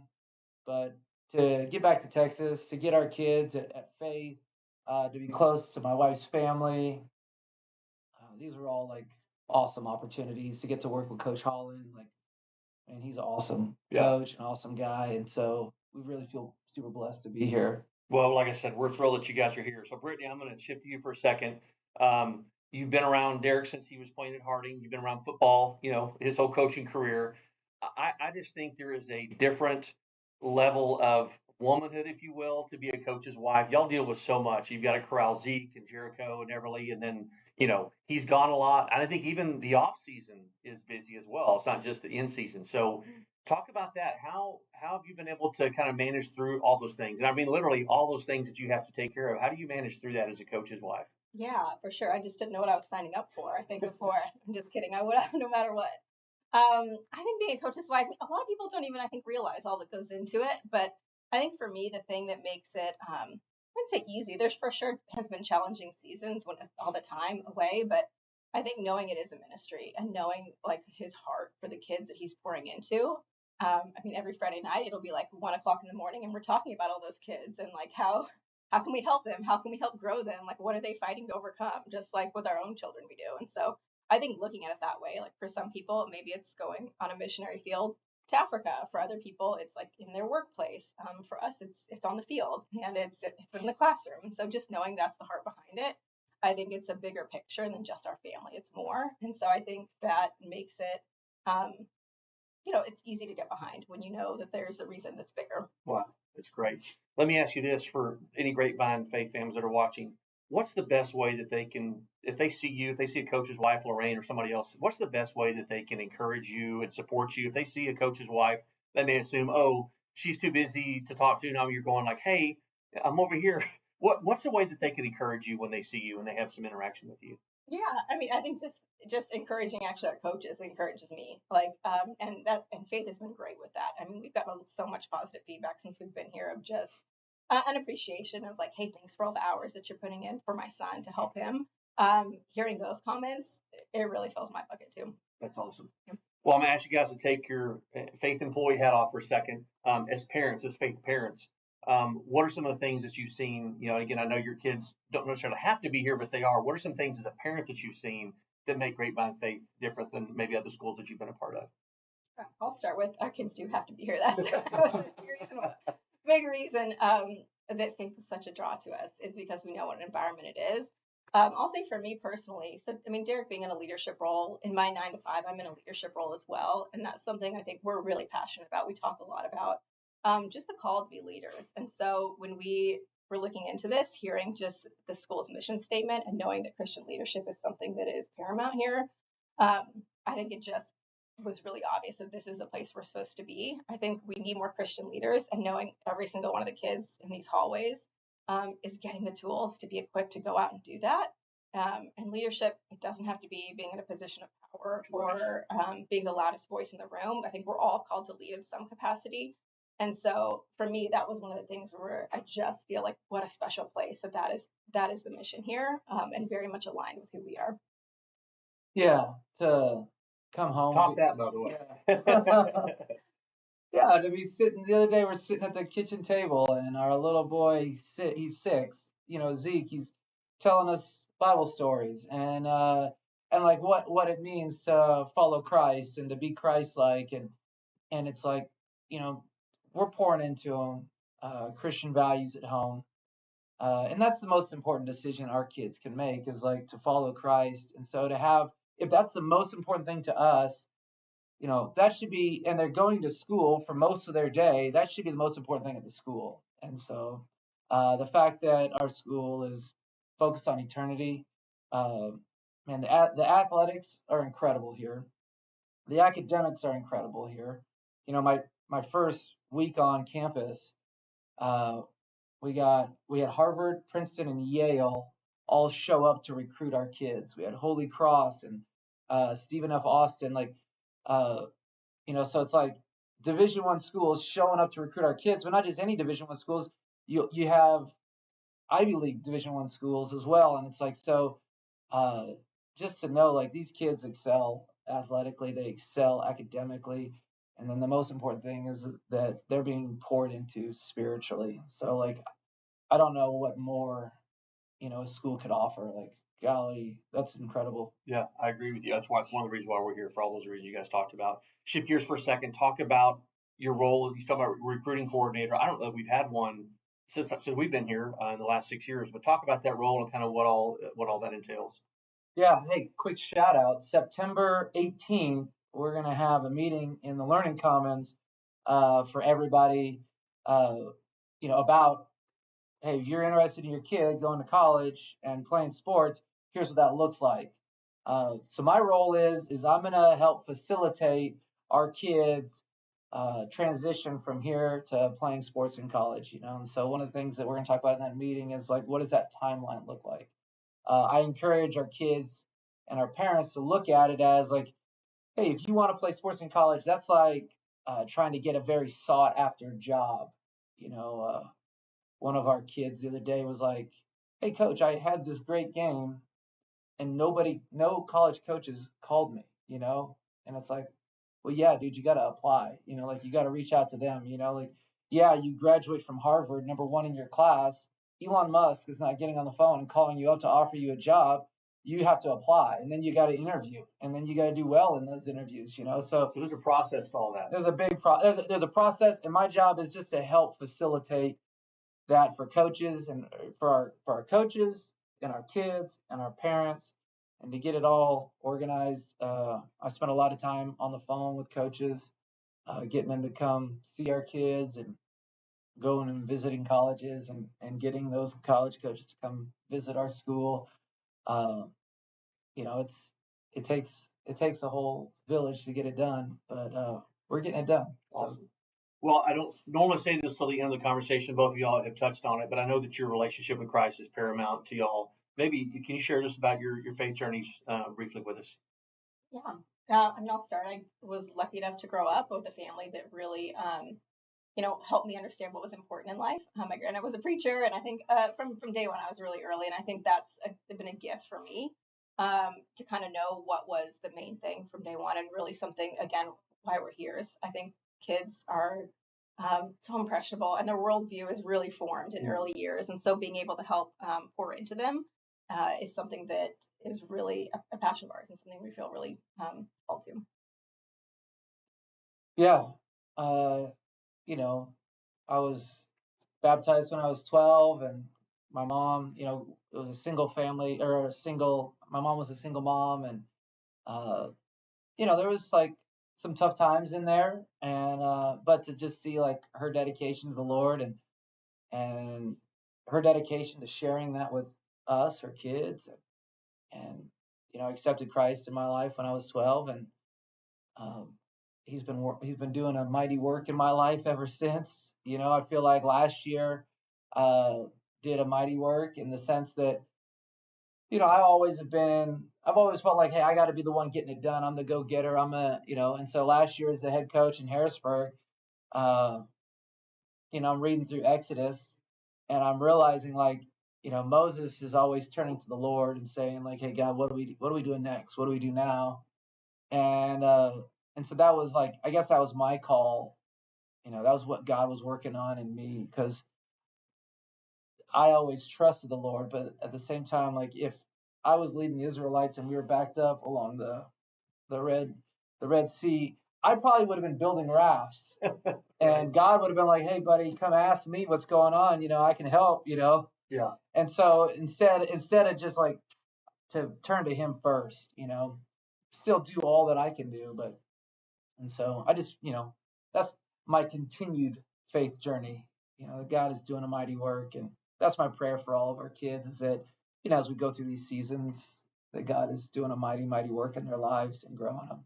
Well, we're so thankful that the Ware family's at Faith for so many reasons. Thank y'all for sharing your journey and your story of faith with us. And again, we're just thrilled that you guys are here. So thanks for taking time to sit down with me. We are blessed in a mighty way to be here. Well, Faith is blessed by you being here. If you or your family is interested in finding out more information, you can visit grapevinefaith.com to get information or to set up a scheduled visit here at Grapevine Faith. The second half of the Grapevine Faith Lions and the EST Eagles is coming up next right here on the Grapevine Faith Sports Network. So we appreciate the opportunity to visit with Coach Ware and his wife Brittany. Getting our audio back up here. Jack joining me here in the broadcast booth. Jack, 37-0. Just not territory that we've been in before this year in the first two games. And as you said, we put some points on the board and made some comebacks, but they're going to have to step up here in the second half. Yeah. There's really not much to say, Steve. What do you say down 37-0? He had a fumble. He had an interception. ESD had 3 fumbles that they recovered themselves. Right. Man, it's just it was tough out there. I mean, obviously you can see the size differential from the first 2 weeks on the lines, and that's where, that's really where you got to dig in the trenches. And when you've got bigger opponents like we've seen tonight versus the first 2 weeks, I think it kind of wears you down a lot. And we talked about it too. The inexperience on our varsity squad is it's evident. But what you hope is that they're learning this year, and then next year they are more experienced. And where some plays didn't go your way, that now they will go your way. Right. I mean, hey, by the way, this is week 1 of 2 weeks of really tough opponents, really big opponents. And if you thought you could get through here with going into the Fort Worth Christian game 2-2 at the beginning of the season against 2 larger opponents, I think you'd probably be pretty happy about it. Yeah, I mean, I think, again, we're not taking anything away from ESDU. This is their district games. They're in the same district with St. Mark's, Kincaid. I forget the other 2 teams that are in there. But down there, in the three of the 5 teams in the district are in the Houston area. Kincaid, which is Coach Williams' alma mater, the head coach for the Eagles. And again, apologies for not being able to bring you that interview this week. But, it's just you're right, kind of up against an opponent that you've not seen, the size of which you haven't seen really before this week. And it's a little bit like an FBS going against an FCS, and obviously you want to compete and do your best, but sometimes it's hard to do. Well, they've got their Steve, people want to see my face. I don't know why you did that. I don't know why I did that. Sorry. I forgot that we were on the air. I'm going to cut to the field here as people are coming back on. So the Lions next week at home against Liberty Christian, then on the road against Fort Worth Christian. Again, 2 more non-district games, and then they have a bye week. And then October 6th they start district play at Tyler Grace, at home against John Paul II, at home against Coram Deo, on the road against Legacy Christian, and then you finish your district schedule up at home against Bishop Dunn. And we can talk about, being this game and not going our way, but it really doesn't matter until you get to that game after Fort Worth Christian anyways. I mean, you've got to win your district. Yeah. That's really what you got to do, and hopefully you've learned from this game, and that'll provide value in the district games and then in the playoffs. Right. Well, it's easy to sit here as the home team going, 37-0 a non-district game. Who cares? This is a non-district game. But I'm telling you, this is not the no, you don't want to come out and do that like this. No, this is not the game but, that Holland and his team, his coaches wanted to see out of No, but again, you're going up against a bigger opponent, bigger school. And it is evident that the lines are a lot bigger than what we've got out there, and that's okay. We just got to make sure we try to do our best. No doubt. I want to go check on the camera operator real quick and make sure we've got that squared away, Steve, okay? Yep, let's make sure that we're set there, Jack. Appreciate you checking in. So the Eagles will be receiving the second half kickoff. Yes, sir. Got anybody down there? Hello. Can you appreciate you joining us here on the Grapevine Faith Sports Network, streaming this on YouTube, audio portion on Mixler. Give you our phone number again here shortly to let us know where you're watching from. You're watching Grapevine Faith Sports Football on the Grapevine Faith Sports Network.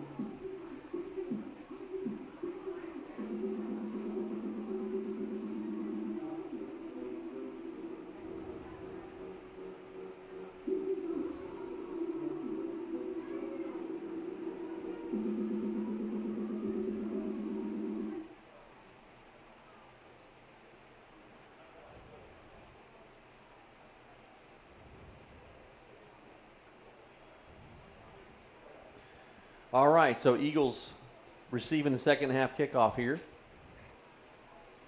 Josh Holroyd to do the honors for the Lions. Wind has died down. It was really at the back of the team coming from the south end zone. That ball's caught at the 2-yard line, brought over the middle of the field. Cuts here to the near sideline, wrapped up. Man, thrown down. Nice tackle there. Corbin Irwin on the play.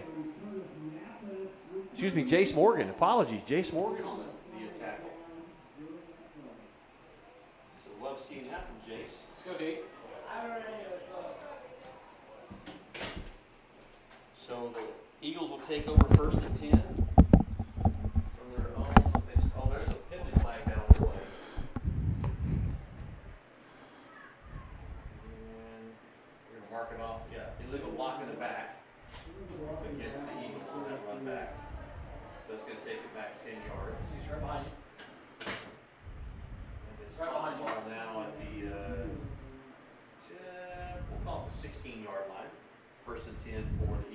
Well, that's a positive, Steve. Tyler Burke giving us some district scores here. We'll give you some of those here shortly. Coach, really appreciate that. Thank you. Very helpful. Try to give you some more scores here shortly. So two backs in the backfield with Gierke. Lions defense looking for a stop here in this first series of the second half. There's Gierke, looks to the right. Now scrambles back, being pursued. There's a pass downfield. He's got a man. Nice catch. Beautiful pass to Stephen Swan. Complete. Yep, maybe that's better. They can't hear me at all. Jack, again, they want to hear me, man. They want to hear me. Well, Steve, that was had a lot of time back there. We got 22. Looks like Swan just may have a cramp. Yep, Swan kind of slow to get up. So first a lot of and time 10, in the backfield. Ball out at the 48-yard line after that completion to Swan from Gierke. There's inside handoff. Still on his feet, number 21. Out to the 45-yard line of the Lions into Lions territory. Hudson Young on the carry. Let's see, Van Shoemaker having to fix his jersey, which probably would indicate there may have been a hold in there. Possible hold, maybe. Yes, but who knows? All right, second down and 3. Ball at the 45-yard line of the Lions. Snap back to Gierke. There's a handoff here to Young to this side. Great play there. Hey, Job gets penetration. Nice loss on the play there. A couple scores from the district. So Grace is up over Brook Hill 7-3. Legacy Christian 38-0 over Cistercian. Bishop Dunn down to Eastern Hills 18-6. Coram Deo with the bye week this week. Thank you, Coach Burke, for those scores. Very helpful. Steve, just a couple in-game updates. We'll wait till after this play. So third down and 5 here for the Eagles. Pass by Gierke over in the flat to the left side. This happened last week. They're blocking downfield past the line of scrimmage before the ball is thrown. That's not legal. In-game update, Steve, we'll have a running clock for the second half, and there is a weather rolling this way. So we go from a 100-degree day to having lightning. Lightning in the area. So, well, running clock here with the 37-point differential. The Lions have been on the other side of this before. Mm-hmm. The Eagles with 4 receivers on this side and 1 on the far side. So 5 receivers in the pattern. Gierke, the empty backfield. There's a snap. Gierke rolling to his right, looking downfield. Pass incomplete, in and out of the hands of number 22, Stephen Swan. Well, Gierke put that thing on a rope, man. He did not hold back on that one. Nope. Didn't have much room for error on that either. Nope. You know, I talked to ran into one of the fathers downstairs. You know, this is one of those games for building character for these teams. You know. A character building game. I can tell you that is not a game that any coach ever wants to be a part of. Kind of felt like I had a character building round of golf today. It was really a character building. Same setup. 4 receivers on this side. Here's Gierke. Plenty of protection, plenty of time. There's a pass down to the far side. He has a man open. A little blown coverage over here, it looks like, and then the safety got sucked into the middle. Intended for Siler Cook, but Gierke overthrows him. Yeah, the Lions a few times tonight have had, again, we've got some youth in that secondary tonight, and they've had some challenges on some coverages. So third down, ball spot at the 37-yard line, 3rd and 10. Clock continues to run, 7 minutes left here in the third quarter. Lions trailing 37-0. Episcopal School of Dallas Eagles are very, very dominant tonight already in that first half. Here's Gierke again. Holding. It looks like we had some hold. They didn't call it. Gierke is out for a first down. There was 3 or 4 guys that had a hold of the jersey of Tristan Dare, and no call on the play. So that will move the chains. And the clock continues to run. Yeah, Jack, I wish I had a whole lot more to say here, man. We don't. It's this Gierke coming out of the game, though. Oh, it is 4th down. Sorry, 4th down and less than a yard. And the Eagles line up. I'm not sure if they got it or not, Jack. I'm not so sure either. They line up with a It's kind of an odd No, look. It looks like the line judge on this side is telling the chains to move, but No, he doesn't have the call, I don't think. Nope, the one on the far side on that closest to the hash mark where the ball is spotted, I don't think they got it. I don't think they did either.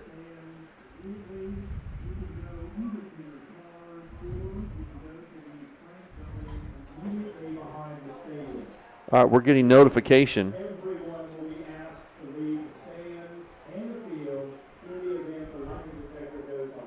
Okay, so we're getting a warning that if a lightning detector goes off, there is lightning in the area.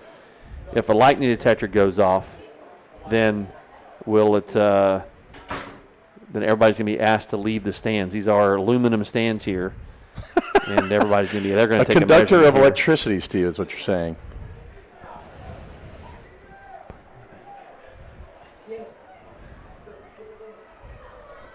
All right, so they're going to measure here. Yep, they did make it. So hey, Steve, there's a positive. Small victory there for the Lions. And the Eagles obviously up 37 points, Jack. Nothing to lose. They're going for it on fourth down. So a positive play there, though, for the Lions. And now Clayton Sebecki coming out to see if they can't turn things around here. Max Martin reaching back and giving Clayton a little encouragement, saying, buddy, let's go. You lead the way. We're going to jump in behind you. We got your back. So Michael Alford in the backfield again with Sebecki. Two receivers on each side. Here's Ben Wagner in motion. There's a flick to Wagner. It'll end around. Catches a block. Out over the 30, over the 35. Still on his feet. Cuts it back. Out to midfield. There is a penalty flag down. Well, if they call a hold, they call a hold against the Lions.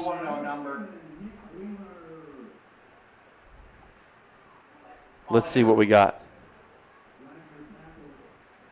Well, we got a hold now, Jack. Now we got a hold. Yeah, interesting.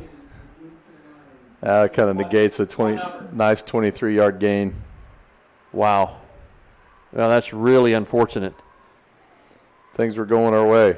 So negates a big gain by Ben Wagner and takes the ball back 10 yards inside the 20-yard line to the 17-yard line of the Lions. Yep. First down and 20. My goodness. Janet Culpepper, our New Braunfels, listening tonight. Hey, Jana. Thanks for joining us. My goodness. I don't know. That's what I'm trying to find out. Yeah, really unfortunate, man. Good grief. They call it on Michael? Trying to get an idea of who that hold was on. We can't get an indication. Just when they get to about the 20-yard line, Steve, I start losing sight line over here. So yeah, we're kind of forward. on the very end of this press box. There's a handoff to Alford, stacked up immediately, and he's going to lose a yard on the play.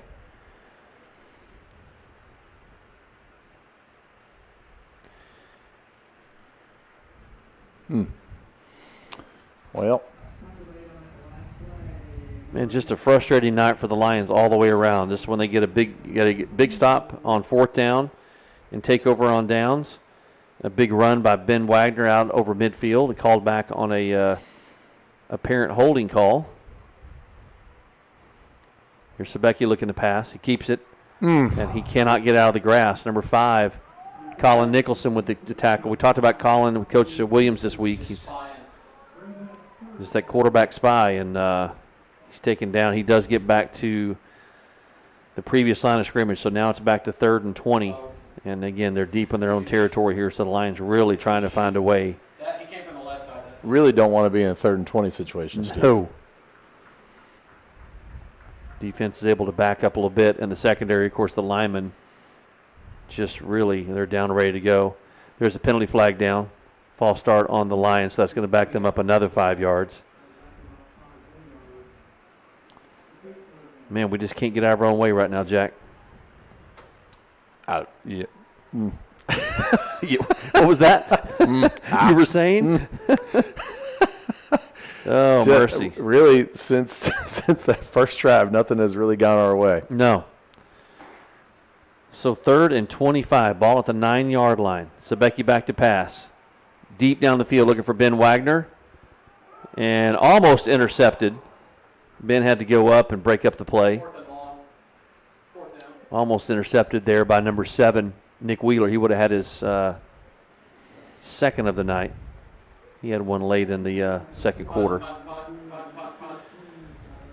So punt team will come on for the Lions. About the only silver lining, Jack, there's only a minute left here in the third quarter as the clock continues to run. So mercifully, the clock is running. I think I don't know. Clovis is pretty far, but we got Ben Savage and Steve Hambrick listening from Oklahoma City tonight. All right. Yeah. Thanks for tuning in. Maybe take an opportunity also to tell people about the broadcast, that it doesn't happen without the benefactors of a lot of people out there. Be sure to send your donation to the ASBC, the All Sports Booster Club. And be sure to put in the memo, there is another penalty on the Lions. Be sure to put in the memo, Jack and Steve are cool. Make sure they know that they're getting it from us. That started from 25. Ball back to I guess it was a delay game there, Jack. That they've had the play clock has been all over the place tonight. It's been really odd. But Ben Wagner to punt now. I think they struggled with the clock last week, if I remember correctly, and they are going to let the clock run out here. Kind of surprised they didn't try to kick it, Jack, with the wind at their back. And by the way, I left off Blake from Mr. Partridge's class. He's here tonight as well. He was taking photos for the class. Oh, okay, all right. So we want to shout out and thank you to him. Some of the benefits you guys have had with that class will be shown later on in the seasons. Actually, all the sports seasons, really, Steve, because they'll probably be out for baseball, probably be out for basketball. I would think so. You don't do basketball, though, do you? I do not. I do baseball. The intro to the broadcast tonight, and I think we played it. We played it again at halftime or not, but that. In fact, let's play it right now, Jack. Let's just show you guys what this group is up to.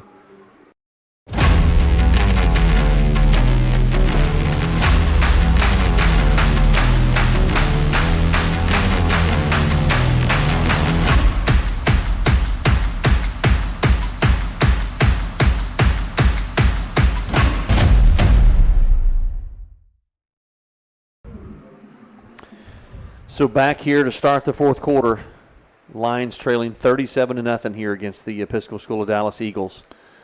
I should probably I'll also say that Joan Hambrick is probably listening from Oklahoma City. If Steve is listening, his mother is probably sitting there listening too. She had nothing to do tonight but to listen to you and I, Steve.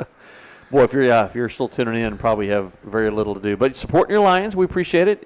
Through thick or thin, and like you said, Jack, a character building game. Eagles are going to end up with really good field position after this. 10. Number 20, Charlie Newhoff back. We got stuffed. For the Eagles, standing at the Lions' 43-yard line. 44. Yep. And 64. Jeff Cropholler giving us a shout-out, Jeff. Good to hear from you, buddy. Glad you guys had a bye tonight as well. And we'll see y'all here in a couple of weeks. I think they've redone their stadium over there at Fort Worth Christian, Steve. Have they? We'll be in the old press box, but it'll be just us, I believe. So Ben gets the kickoff. It's out over, just outside the 30-yard line. So great field position for the Eagles. Yeah, just a rough night tonight, Jack. This really, the Lions have not really, we talked about it several times, they've not really looked in rhythm, not looked in sync. Have not been able to move the ball offensively. Clayton, who normally has been running at will, and man, they just have not found a way to get him in the open space tonight. Well, Steve, we had less to say at the Liberty Christian game last year, so I feel like we've got some fillers now. Yep. Lightning. Well, the lightning siren is going off. They're going to blow the play dead. So the lightning detector has gone off. So they're going to empty the stands here, Jack, for probably what I would guess is going to be about 30-minute delay, I'm guessing. I think it's 30 minutes after the lightning siren has cleared.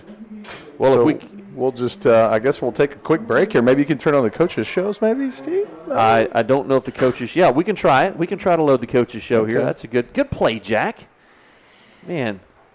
They'll pay me the big bucks, Steve, to be stupid. Using that head for something besides a hat rack, man. Yeah. I'm impressed. I don't even have a hat on tonight. So, if you're on Mixler, we will definitely, I think we played them earlier, so Mixer, we'll go ahead and play those again for you, just so you're not having to listen to dead air. But Do you have a theme song for Coach Bobby Holland's show? I do I don't have it for Mixler, Jack. Okay, I can only do 25 things at once. It's the Coach Bobby Holland show. It's the Coach Bobby Holland There we go. show. Now we have our intro. So, if you're listening on Mixler, we're going to play the Richard Williams show first, and then here on YouTube we'll show you the interview with Coach Richard Williams. So again, we're in a lightning delay right now. The score is 37-0. EST Eagles. 11 minutes 6 seconds left in the game. Both teams go into their locker rooms. All the fans have been asked to vacate the stands, the aluminum stands here after the. And let's see what the officials, Coach Williams.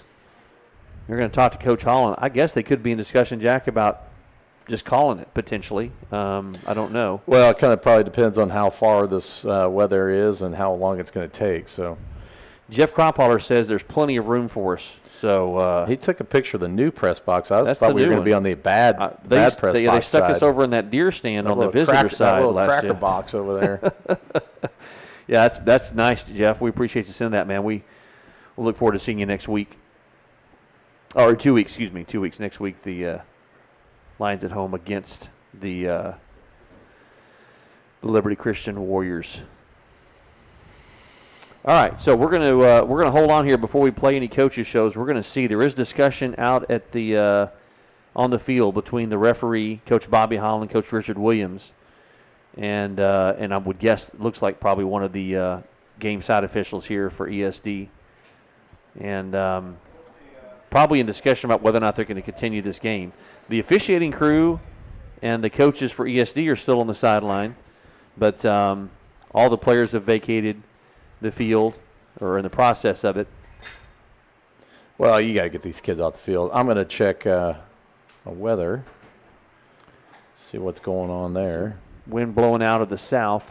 And again, the light. They gave a warning early in the second half that if the lightning it's a little bit siren humorous goes off, that wind is not blowing as hard as it was in the first half. No, it's not. It's not. But they did mention if there was, they gave a warning that if the sirens go off, they needed to vacate the stands immediately. There are still some fans talking down here in front of us, in front of the press box. Yeah, I'm looking at the weather, and it looks like it's going to roll through here for a period of time, Steve. Does not look like it's good. So I wonder what let's see again. Yeah, I mean, this is on the front edge of it, and it's going to be sitting through here probably till about midnight. Well, looking to see here, there's some scrambling going on the ESD sideline. I don't know if they're looking to pack up their equipment in the event of rain. Yeah, there's this thing won't clear until about 10:45, and then right behind that is another cell that probably is coming in pretty close till through midnight. It's going to be tough to get this in. Well, with the score differential the way it is, Jack, I'd be surprised if they decide to keep going or not. I don't know what the official ruling is from TAPS on a game that you don't complete. Well, I believe it's 0-0. That's right. I think it goes in. I think it goes in as a tie. Yes, yeah. It's a tie. Yeah. In the, Sorry, you guys didn't finish the game. It's not our fault. Y'all couldn't control the weather in your stadium. 0-0. You need to get a better handle on your. I mean, if you want to control the weather, put a dome up over here. I mean, my goodness. Jaden Norris's dad, Graston, saying he's listening in. Graston, great to hear you, brother. Thanks for listening in. Appreciate the nice compliment.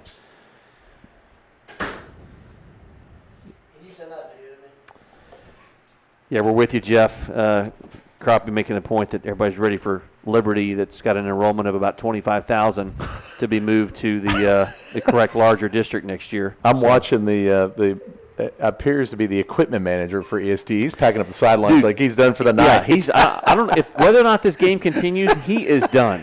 Hey, guys, sorry, you're not going to have any water or fans or anything else for the second half. Fans are gone. I'm grabbing the Gatorade, and I'm going home. If y'all don't mind turning the lights off and locking the gate behind you, I appreciate it. Yes. Well, let's see what we've got here. Coach Rent's down on the field as well, athletic director for Grapevine Faith. So we're trying to get an idea of what's going on. Boy, he's really hot now. He's yelling and screaming at that ref. I'm just kidding. He's not. I'm just kidding. So we're going to see what the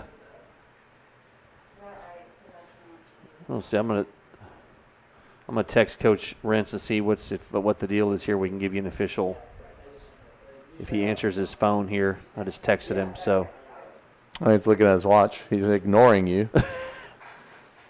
looks like he looked like he kind of like did the whole thing. Like, yep, officials are shaking hands. Yep, that's going to be it, folks. They're going to call the game. So again, not the way the Lions really wanted this game to go at all, and they struggled. And like we talked about, Jack kind of struggled in every facet of the game. But our final tonight from Episcopal School of Dallas, the Eagles 37, your Grapevine Faith Lions nothing. And some work to do, some things to be taken from this game for sure. I believe they call it character builder, Steve. It is a character builder. But they are going to, so they said the Lightning just reset because it lightning again. So they're going to call it. The game is officially called. So, but they've turned the scoreboard off. Well, again, not the result that Lions wanted, but we do appreciate you joining us tonight on the Grapevine Faith Sports Network. For Jack Wharton, Steve Anthony here, saying good night from Episcopal School of Dallas. Again, your final, ESD 37, your Lions nothing. Again, we'll see you next week on the Grapevine Faith Sports Network. And again, we appreciate you joining us tonight.